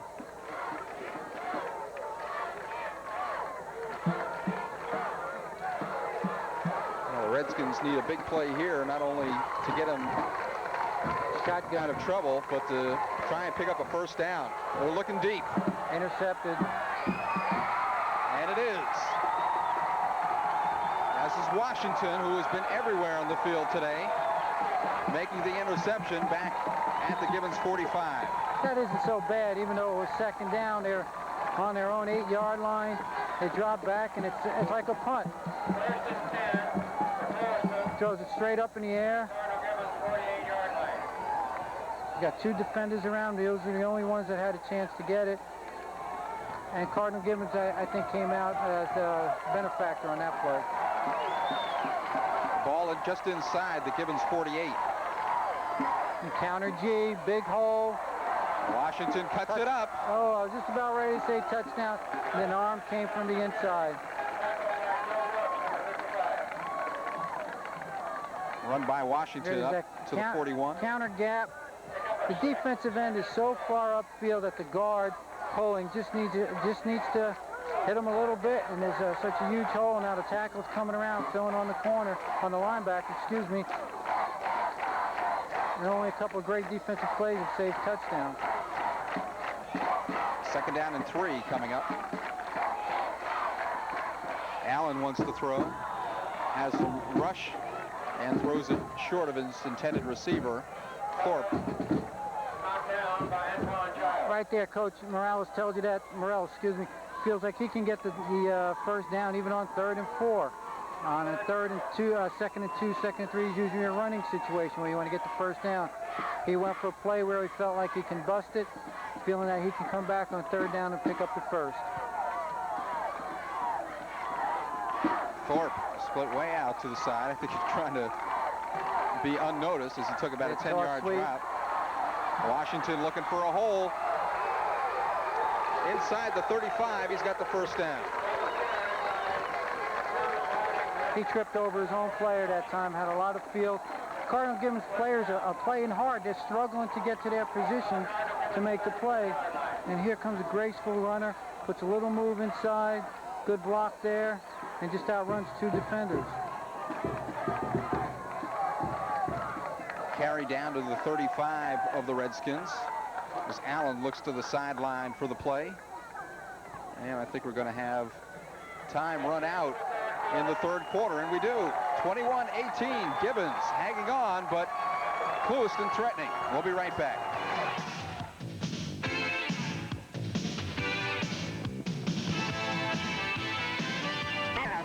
Whooping it up as their Tigers are on the move. They trail by 3 points, but they've got momentum on their side as they line up at the 34 of Gibbons. First down. Franklin, nice tackle, as coming up is Howard Haynes, the cornerback. Everything that Clewiston does is G-blocks, guard pulling, misdirection, kick out, angles. They're playing the angle game, angle down and kick out. They got a very nice scheme. Again, they're one play away, one missed tackle away from going the distance. Here it is right here, big number 77 coming out and getting a great block on the end. If he turns it north and south, he's going to get at least 4 or 5 yards instead of trying to get it to the sideline. Second down and 8.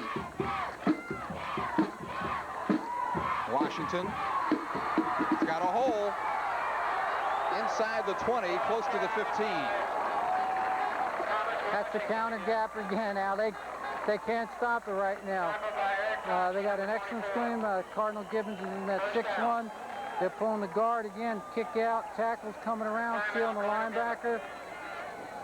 And he's got such a big hole that the safety has to come up and try to make the play. Timeout charged on the field with the ball at the 17 and a first down.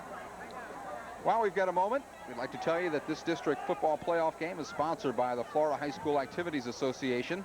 The football playoff system to determine a state champion began in 1963, and since that time the program has grown rapidly. During the current season, approximately 32,000 high school football players have been actively involved in the football program, and the state championship team will be crowned in 5 classifications: 5A, 4A, 3A, 2A, and single A.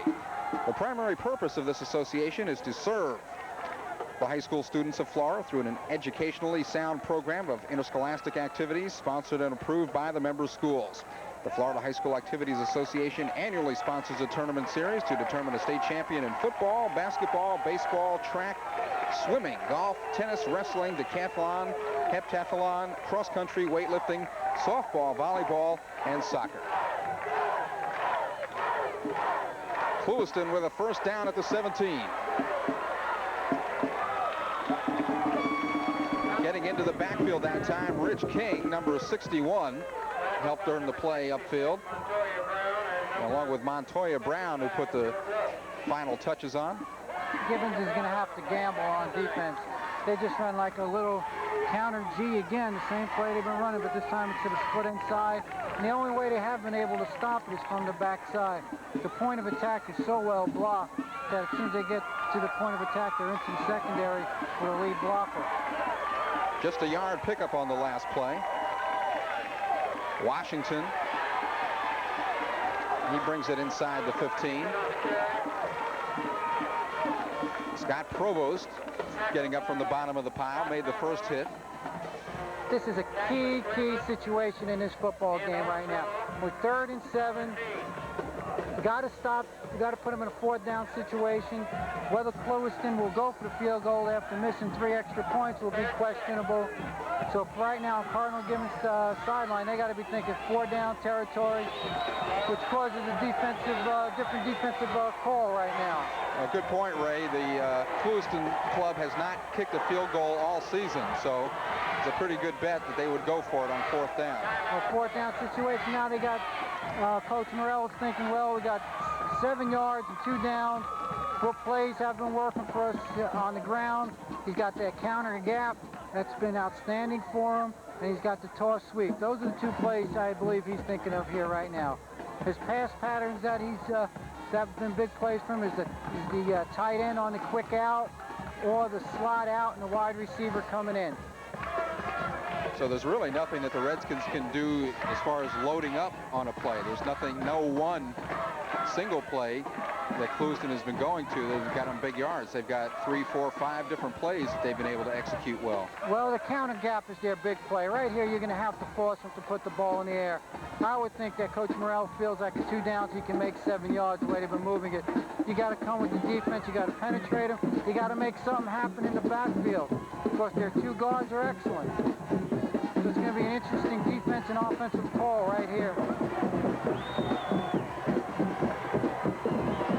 They send Thorpe out to the near side, Sparrow to the left.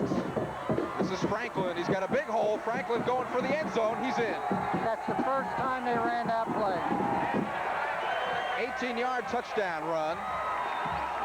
Edwin Franklin, his 7th touchdown of the year. Just reversed out, base blocked it.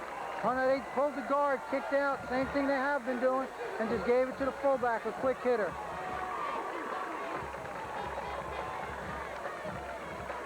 Now, I don't think Clewiston blocked straight ahead all game. Everything has been angles and kick out.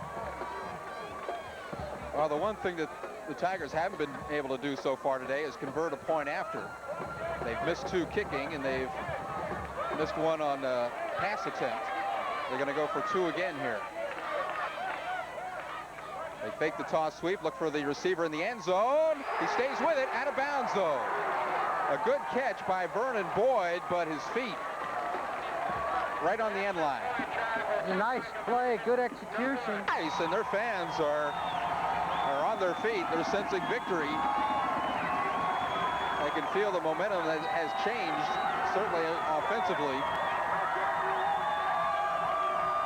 That's, as coaches, that's what we've always thought about the fan support in central part of the state compared to the southern part of the state. Here you're going to a tie ball game just about, and Clewiston fans are up cheering, wearing their blue and gold, and the Cardinal Gibbons people are very passive right now. They need to get into the game and support these players. They've given an excellent effort.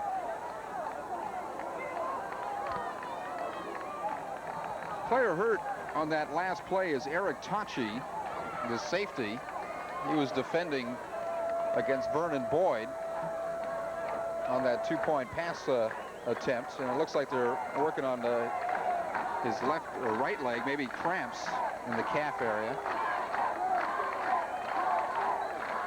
So we'll stop playing until they take care of Eric.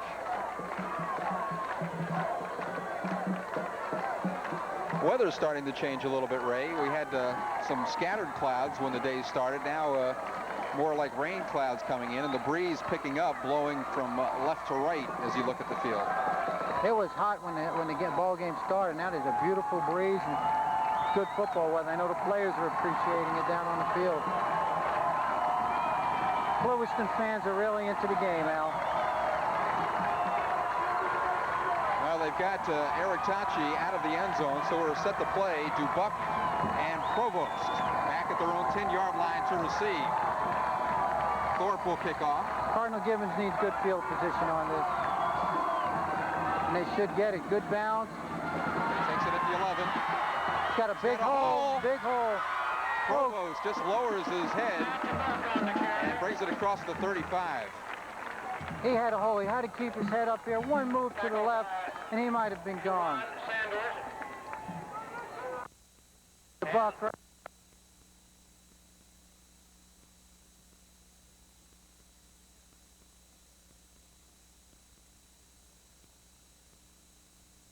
Redskins will start at their 36.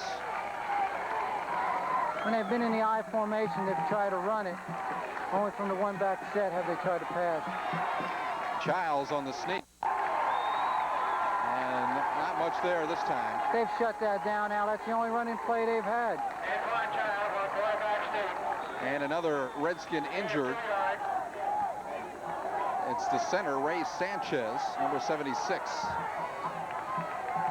That's, if anyone on the offensive line you hate to go out as your offensive center, especially with a new quarterback. The cadence is different. The feel for the quarterback is different. The second team center just doesn't get enough reps with a quarterback.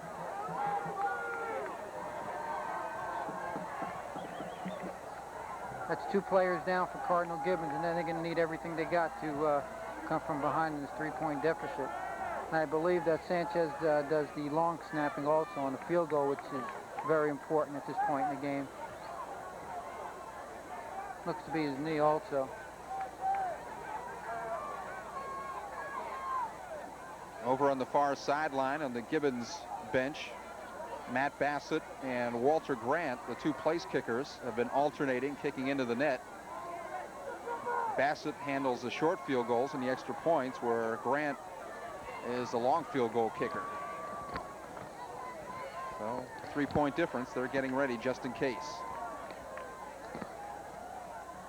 Special teams at this time of the year are so important. It just controls the whole outcome of the game. We saw that last week against Dillard and Ely. And here you're going to see it again, getting down to the 4th, probably drop back and throw it. 2nd and 8.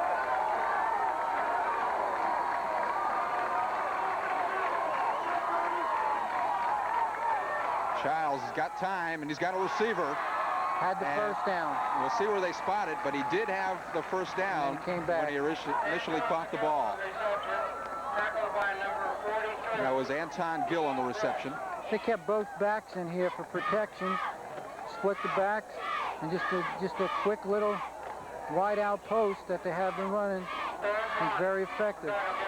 3rd and 1, you'll probably see Anton Childs again go over the top. See if they try and stack up the middle. Childs has the first down as he gets it up to the 48-yard line. That seems to be their short yardage play, to let Anton run over the uncovered lineman. But again, it's a smart play because you got a new center in there. It's probably not as experienced as Sanchez going out. Here they get good wedge blocking, and he's hit on the line of scrimmage. He's got enough strength to bring it forward for a yard or 2. Norm Cole, the linebacker, made the stop. 8:13 remains. 24-21. It's been a seesaw battle. Clewiston is back on top. Childs is going to run a quarterback draw, but slipped as he tried to get the momentum forward again. He'll lose a yard. Right now, Anton Childs, we said at the beginning, Anton Childs wasn't going to have to win the game for him. He had to prevent losing the game for Cardinal Gibbons. Right now, he has to win it for him. Puts him in a totally different role. 2nd and 11.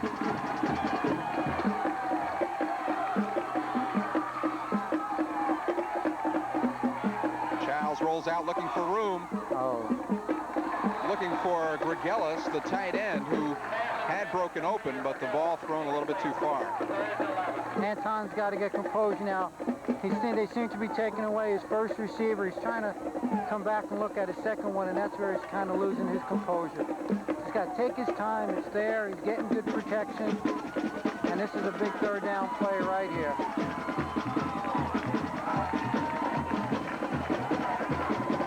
Dubuck splits out to the right side. Marzano and Stapleton to the left. Excuse me, Dubuck went to the sidelines. That's McGill on the right. Well, on a mix-up on the pass pattern, Stapleton came back to the inside, and the ball thrown right about where he would have been if he had broken it to the outside. They blitzed him that time, brought some pressure from the outside, picked it up very well, but the timing wasn't there. Even where the ball was thrown, if the receiver would have caught it, it would have been a first down, been close. Dan Shapiro will be kicking into this breeze, which is picked up. Gets Beautiful another kick. nice high spiral. Hester at the 16-yard line. Gets away for one man. The ball is loose. Gibbons has it. What a turnaround. Cardinal Gibbons gets the fumble from Hester inside the 15. Hester's been having trouble with the kicking game all day. There it is here. He's struggling catching it right here. He's almost down his second effort. Great play coming back up by Dubuck. Not quitting on the tackle. Got up off the ground and knocked the ball out of Hester's hand. What a turn of events. Cassius Freeman right there to jump on top of it. Anton Childs is tired right now. He's going both ways. He's tired. Young man's played hard. From the 13. Dubuck trying to bounce it outside. Keeps fighting forward, and it looks like he gets it inside the 10. Now, on the snap of the ball, I don't know if Anton's keeping the same snap count or not, but the defensive line's coming off quicker than the offensive front right now. The running backs are running hard, but the offensive line is just not getting the job done right now. They have to get their blocking assignments down, get their cadence down, maybe change their cadence to try to draw them offside. But right now, the defensive front for Clewiston is dominating the game. 3-yard pickup. It's 2nd and 7.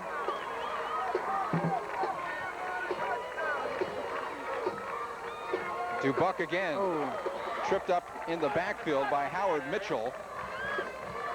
That time they had a hole, but 72 got penetration. It came clean. Nobody touched him. He's shaking up a little bit, but he made the play.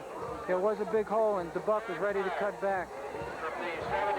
That time Anton changed his cadence, went to the long count, and they got a little line surge there. He has to go on the long count.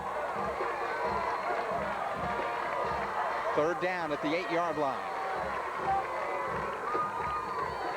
Childs looking to throw. Provost just a little bit too far. It's right in the middle of the field. Right in the middle of the field for the field goal. Coach Marino is out on the by the numbers here. He's saying follow through, Anton, follow through. Right there, just a little off pitch. He might have been able to catch it and run it into the end zone. Big play. Pressure's on the kicker right now. The senior, Walter Grant, will try the kick from the 15, a 25-yard attempt. He's got plenty of distance, and it's good. 5:28 remaining. Gibbons pulls even, 24 apiece, and we'll be right back.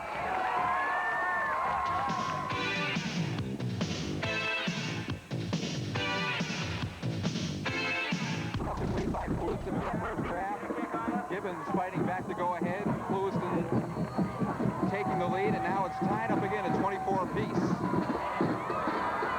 Washington, no, make it Thorpe at the 10-yard line. He's limping. He's hurt. Number 21's hurt. Probably would have been better off to let Washington take the ball. And Thorpe, an integral part of their passing game. He's their excellent receiver, no doubt about it. Seems to be the right leg, right ankle. Should let Washington handle that ball right there. He knew he was hurt. He slips a little, maybe he's twisted it again. Looks like a thoroughbred that broke down. So Thorpe comes out of the ball game. First down for Clewiston at their own 19. 5:14 left in this game. There it is again. Franklin. Provost on the stop, but not until he gets up to the 25-yard line. Now, Cardinal Gibbons going to have to change their defensive scheme. They're playing their end soft, trying to contain it. They're going to have to come underneath that block. Right here, Cassius Freeman gets turned out, gets blocked very nicely, and Provost makes the play. They're going to have to take Freeman, bring him underneath that, and maybe let the ball bounce outside. Try to change the direction of the ball carrier. Eric Tachi, sent to the sidelines by one of the officials, appeared to be injured, and Peter Gregelis comes in to take his place. 2nd down and 5.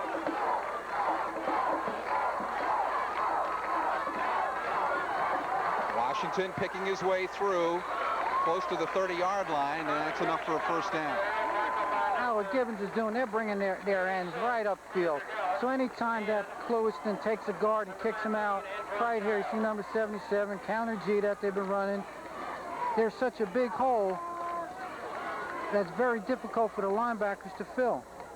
And the only thing that's stopping it is the pursuit right now. First down for the Tigers at their own 31. They can run this right side anytime they want. Here's the bootleg. This is Wardell Roos. Takes the ball at the 39-yard line. It'll be a little bit shy of the first down. That time they ran the bootleg.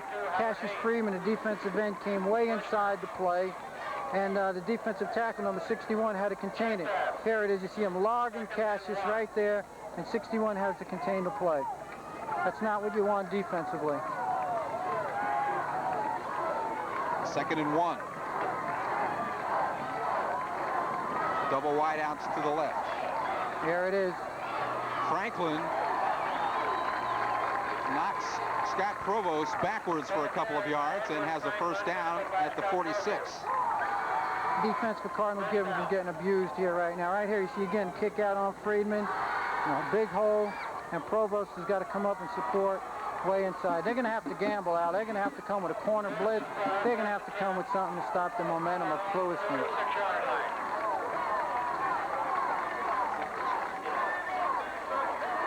Washington breaking arm tackles in the backfield up near the 50. Yeah, they're going to need a big play too, Clewiston. They got plenty of time, 3 minutes. But if they pick up, they only got first down there at midfield, they're going to have to score. They can't go for the field goal with their kicker, so they're 50 yards away with 3 minutes to go. 2nd and 6. And defensively, the Cardinal Gibbons people got to realize that. And 5 yards a clip can get them there with 3 minutes. Need one big play on defense. No, big play. There you go. Scotty Provost getting back there and holding up Washington long enough to get a little bit of help from his teammates, and that'll be a loss of a yard. That's what we're talking about. Now, they had a gamble. They put Scott right in a hole on the split end side, brought him on the snap of the ball before the tackle was able to turn up on him and beat the tackle to the hole. Here it is right here. Big hole, but right now that you see the tackle pulling, he's up in the hole already. And that's what you need to do. Passing situation now. 3rd down and 7. Counter G, they can stay with the running game. Need a big play here for number 30. And he's going to be short of the first down by a yard or two. Well, I've got a feeling they're going to go for it. Oh, they'll go for it. No question about it. With under 2 minutes to play, this is the ball game right here. They can rise up, go to goal line defense, force it, bring everybody you got. It's a do or die right here because the way they're moving the ball, they're going to bring it in the end zone. Counter gap again, split inside. Number 12 gets sealed inside, runs around number 86. 4th and 1. Fans on both sides on their feet. 4th down at the Gibbons 46-yard line. That's the play they scored the touchdown on. Franklin takes a big hit, but he's got enough for the first down. That's the same play they scored the touchdown on to the fullback. Once again, it was Provost coming up to make the stop. Here's a straight ahead. They didn't pull anyone out of time. Again, the defensive end for Cardinal Gibbons came upfield and created a scene. First down at the Gibbons 44. 1:18. The clock is moving. Tie ball game. A lot of cushion here on number 21. There it is. Looking for Thorpe. Clean tackle, nice high tackle by Gibbons. He's playing an excellent game out defensively. He's all over the field. He's doing a great job. We're just mentioning that they gave him a lot. They gave number 21 a lot of room here. Thorpe had a lot of room. Came over and makes a catch. And the buck came from his inside linebacker position to make that play. Provost. Well, the Tigers are going to use a timeout as they lost a couple of yards. They're looking at 2nd down and 12. Clock showing 54 seconds. As you see part of the Gibbons crowd, I think at this point a little bit more apprehensive than anything, hoping that their guys can hang on and force this game into overtime. This is coaching right here. You have to put your people in the best position. Defensively, you know what they're going to do. They've run 2 or 3 plays. So it becomes a physical chess game right now. We have to go to prevent defense. We have to stop the counter gap play. Offensively, he's thinking we got 1 minute left to get the ball in the end zone. What's been working? From the Gibbons 46, it's 2nd and 12. Screen, tight end screen. Wardell Roos just couldn't hold on to it. Provost right now is a defensive player for Cardinal Gibbons. He spotted the screen right here. It's a nice call. Tight end screen, he's looking at him all the way. draws the defensive end in, didn't look it in. Let's go for the Redskins. 3rd and 12. 3rd and 12. Gibbons has got to be thinking timeout now if they don't convert on this 3rd down. I think they'll run it here out of counter G. There it is, tight inside. Come on, Cassius, upfield. There it is. Washington, and there's going to be a penalty, I believe, clipping. Washington a little bit short of the 1st down as he got to the 34. He needed to get to the just beyond there. Here it is, counter gap again. Kick out, end is way upfield. Tackle gets a chance to turn around and get north and south on the linebacker. Great run and just a nice tackle. Nice tackle. That's a big penalty. Huge penalty. Howard Haynes was the youngster who made the stop, but the penalty is going to bring the ball back across midfield to the 47. Now Coach Morrell might be satisfied to run out the clock. 3rd and 19. You know, Coach Marino right now might be playing for the overtime. He could have called timeout there, maybe got the ball back. Back at the Clewiston 47-yard. 3rd and 19 for Clewiston. Clewiston will go up top here and say no. Franklin brings it back Timeout. on the Gibbons side of the 50. He called timeout, force a 4th down play. Now somebody comes in from the sidelines to call timeout. They let 14 seconds run off the clock. You can see a bomb into the end zone right now. Well, the Clewiston fans hoping that they've got one big play left. This has been a day of big plays by these Tigers. They've had runs of 31 yards, 61 yards, 59-yard pass play. These guys can score from anywhere on the field. See, if Coach Marino would have called timeout there at about 25, 30 seconds, the Clewiston might not have gone for the big play because it would have given him 20 seconds to run the ball from the 50-yard line. Now, with 9 seconds left, he knows he can throw one pass and the game's over with. So it's a good timeout by the Clewiston coaching staff. Coach Marino could have forced his hand by calling timeout, and now he either had to punt it or go for the big play and give him the chance to come back and score. They're going to a 3-deep defense, maybe double up the wide receivers. You might see a quick little pass over the middle, try to hit him and let him run with it.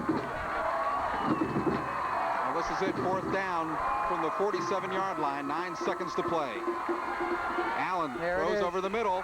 This is Thorpe. He's dangerous. He's got the sideline. Thorpe, if he gets to the sideline, he's to the 10, to the 5. Oh, out of bounds, and that's it. Oh, my. And a flag. The penalty flag way back at the 40-yard line. It doesn't matter. It should be academic. Refuse the penalty. One of the Clewiston players pointing towards Gibbons. I think Thorpe probably just didn't realize that the time had run out. Otherwise, he would have made an attempt to get into the end zone instead of going out of bounds. Al. Here, great play. Play action, just, you know, try to hit underneath. Everybody's dropped deep. This is what you want to do. Get it to your best athlete going across the grain to pick up a couple of blocks. He does right here. Missed tackle right there. He's got to force him to go up the middle. Trying to get the sign. Great block there. Runs out of bounds. Well, as it turns out, it was an ineligible receiver downfield for the Tigers, so the play would not have stood regardless. And on that play, we come to the end of regulation. So we're going to go to overtime here in Fort Lauderdale, and we'll be back with the overtime period right after this. Going to overtime. Game tied at 24 in this Region 4 Class 3A championship game. The Clewiston Tigers and the Cardinal Gibbons Redskins. And Ray, how about a quick outline of what's going to happen now? Well, the ball's going to be put on the 10-yard line. It's called the Kansas tiebreaker. They've been doing it now about, maybe 10 years in the state of Florida. And each team is going to have 4 downs to get the ball in the end zone. If the team scores on the 1st down, they have the option of going for 2 or kicking it. Then on the other side of the coin, the other team will have 4 downs to get the ball. Now the philosophy here, most coaches would want to play defense. You know whether you have to score a touchdown or a field goal. Who the edge goes to right now? Gosh, I think that right now Clewiston has the better offensive team. They seem to be able to move the ball on the counter G, the straight dive, and the passing game. Then again, Cardinal Gibbons has got the kicking game, where Clewiston is going to need to score there. On 4th down, if they're anywhere close, they're going to have to go for the touchdown. Cardinal Gibbons, if they're not close, can kick for the 3 points. Well, you see a great gesture of sportsmanship there as the guys not only shook hands but kind of hugged each other. I mean, you've got 6 guys out there who've been going both ways all afternoon. You know that they're dead tired, and they certainly respect the guys across the line from them who've been doing the same. A lot of emotion, a lot of strategy going on right now in both huddles.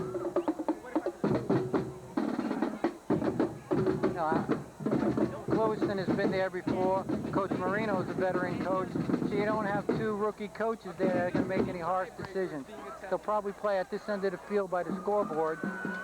There'll be a brief pause as the referee sucks the player's ball. If I was Clewiston, I would probably went the other way because they're not going to kick the ball, let them kick against the wind.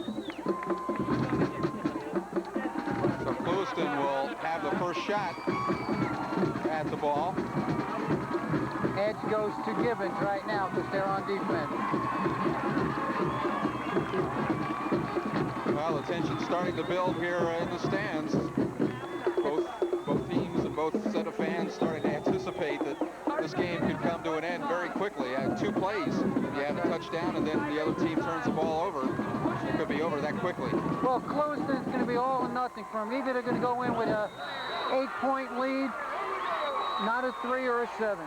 So they're either going to score and go for the deuce and make it, or come up empty on 4th down. I don't think you'll see a field goal attempt if it's 4th and 3 or 4th and 4. That's a good point. Field goal is not an option for Clewiston, whereas Gibbons, if they hold on 4 downs, could come right out and try the field goal. So here we go from the 10-yard line. Counter G, I would have bet money on it. That's the first time they've stopped him. Washington gets a couple of yards up the middle. Thomas Washington on the carry, tackled by number 55, Joe Wood. About a yard gain. 2nd down, Washington comes out. Franklin joins the huddle. Now I would say it's a straight dive to the fullback, the play they scored on. Going to the right side. Officials stop the clock, or stop play. No clock is kept except for getting the play off.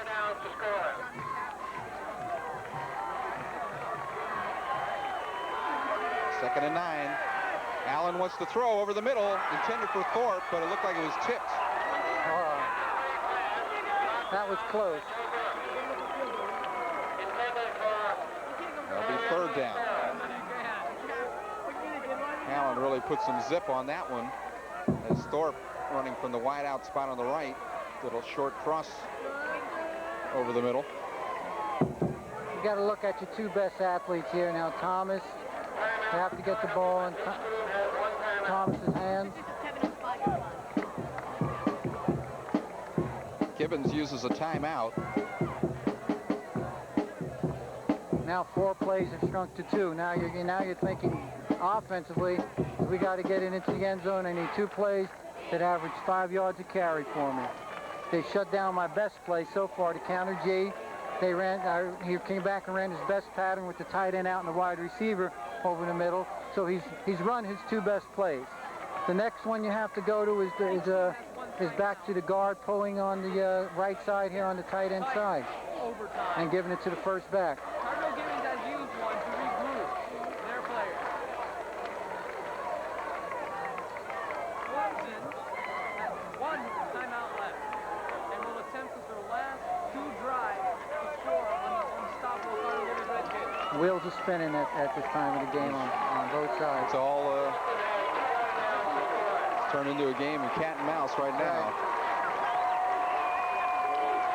From the 9-yard line, Allen wants to throw again over the middle. Roos in and out of his hands.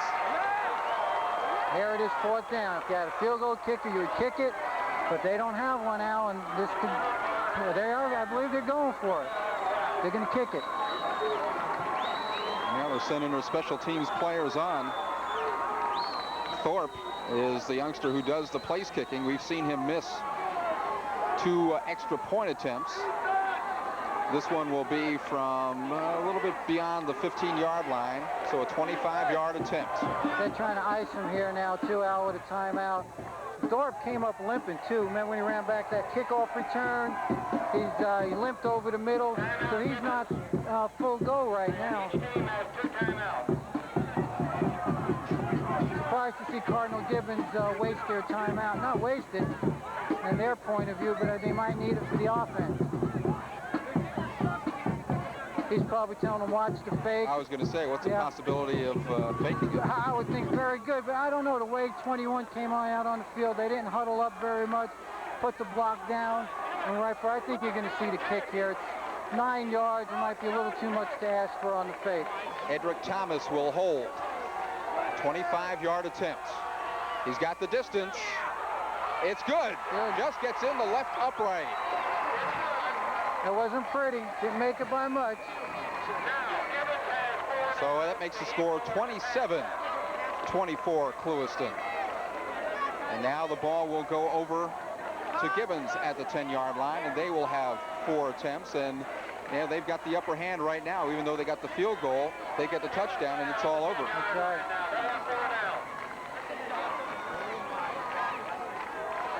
So the pressure on the shoulders of the Clewiston defense. Clewiston's defense has been very tough all year. It's harder for Cardinal Gibbons to score here than it is from the middle of the field. Dubuck and Provost, the setbacks. This is Dubuck. And nothing doing as he goes around the right side. Vernon Boy meets him and drives him back. Maybe loss of a yard. They brought both linebackers on the snap of the ball. They cheated up to within a half a yard of the line of scrimmage. Brought them on the snap of the ball, fanned out their tackles, and there was no place to run. A 2-yard loss. So move the ball back to the 12.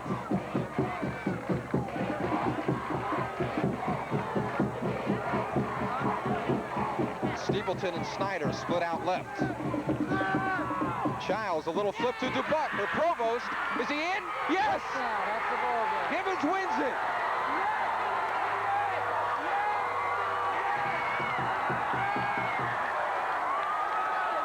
Beautiful pass, a nice pattern in the back out of the backfield.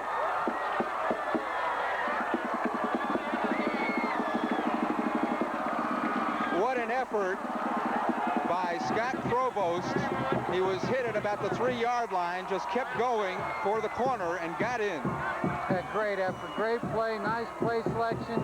Came to the short side of the field on it, which surprised me. There it is right here. Little semi-sprint, not even much of a play action. He's looking from all the way, game of inches. Right here, gets hit on right there. Defensive back comes up on the 3-yard line, puts his head down, and puts it in the end zone. That's a Don Marino getting the ride of his career down here at Cardinal Gibbons. And he and the rest of the Redskins celebrating what at one point could have been thought an improbable victory over Clewiston. A seesaw battle, saw momentum change many, many times this afternoon. But the Redskins, when it counted here in overtime, got the job done, and they come away with a 31-27 victory over Clewiston. I'm sure the stats will be on the favor of Clewiston, but when it came down to it, they put the ball in the end zone.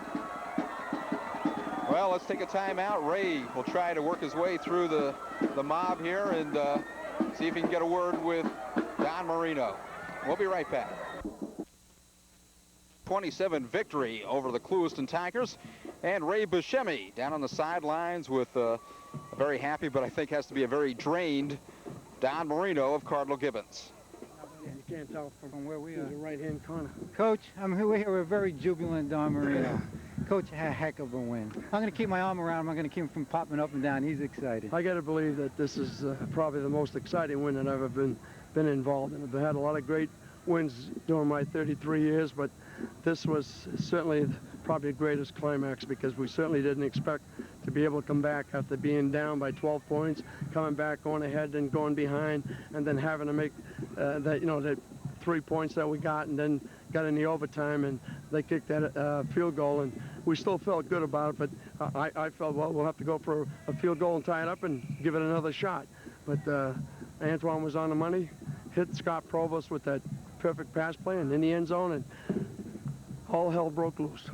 Coach, great character by your team. All throughout the whole game, they were outmanned. They heard you on that counter gap, made some adjustments, and they played hard the whole game. Well, you know, the big thing was scoring before the halftime. We were down 12-0. We were able to score with less than a minute to go to make the score 12-7. That gave us a lot of impetus. As I told the boys, anytime a team scores with less than a minute to go, you usually find that that team is going to win 99% of the time. You have it on your side right now.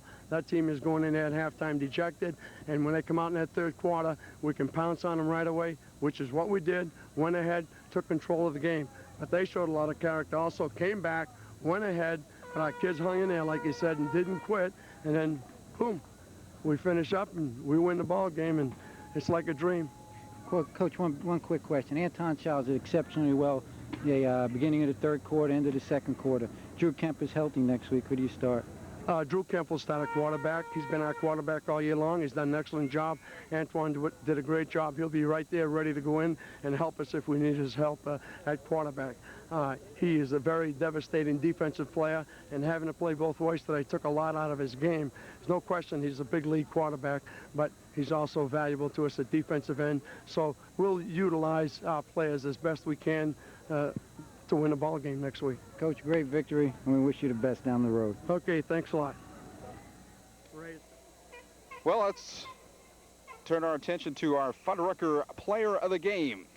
And there were a lot of great performances put in on both sides of the game today, but I guess the youngster whose memory is going to linger long after the headlines from the newspapers fade away is going to be of number 20, Scott Provost, who caught the winning touchdown pass, and his extra effort on that play got him into the end zone and gave Gibbons the victory. And it wasn't just that play, but he had an excellent day both offensively and defensively. So Scott Provost of the Cardinal Gibbons Redskins, he is our Fuddruckers Player of the Game. Skins number 1, and they're going to be celebrating long into the weekend here around Fort Lauderdale. They have to look next weekend to the winner of the Orlando Jones Arcadia DeSoto County winner. That'll be their next opponent. So preparations will start soon with Coach Marino. The celebration won't last all that long. We'll be back with playoff action next week, and we're going to be heading back to Lockhart Stadium as we get the rematch, Dillard and Ely, as each of them battle for the right to go on to the state championship game. And you can see that one right here this coming Sunday at 11 a.m. right here on Channel 19. So that'll do it from Cardinal Gibbons High School here in Fort Lauderdale this afternoon. 31-27 our final score. The home team coming out on top. For the entire crew here at Continental Cablevision, thanks for joining us. Hope to see you next week.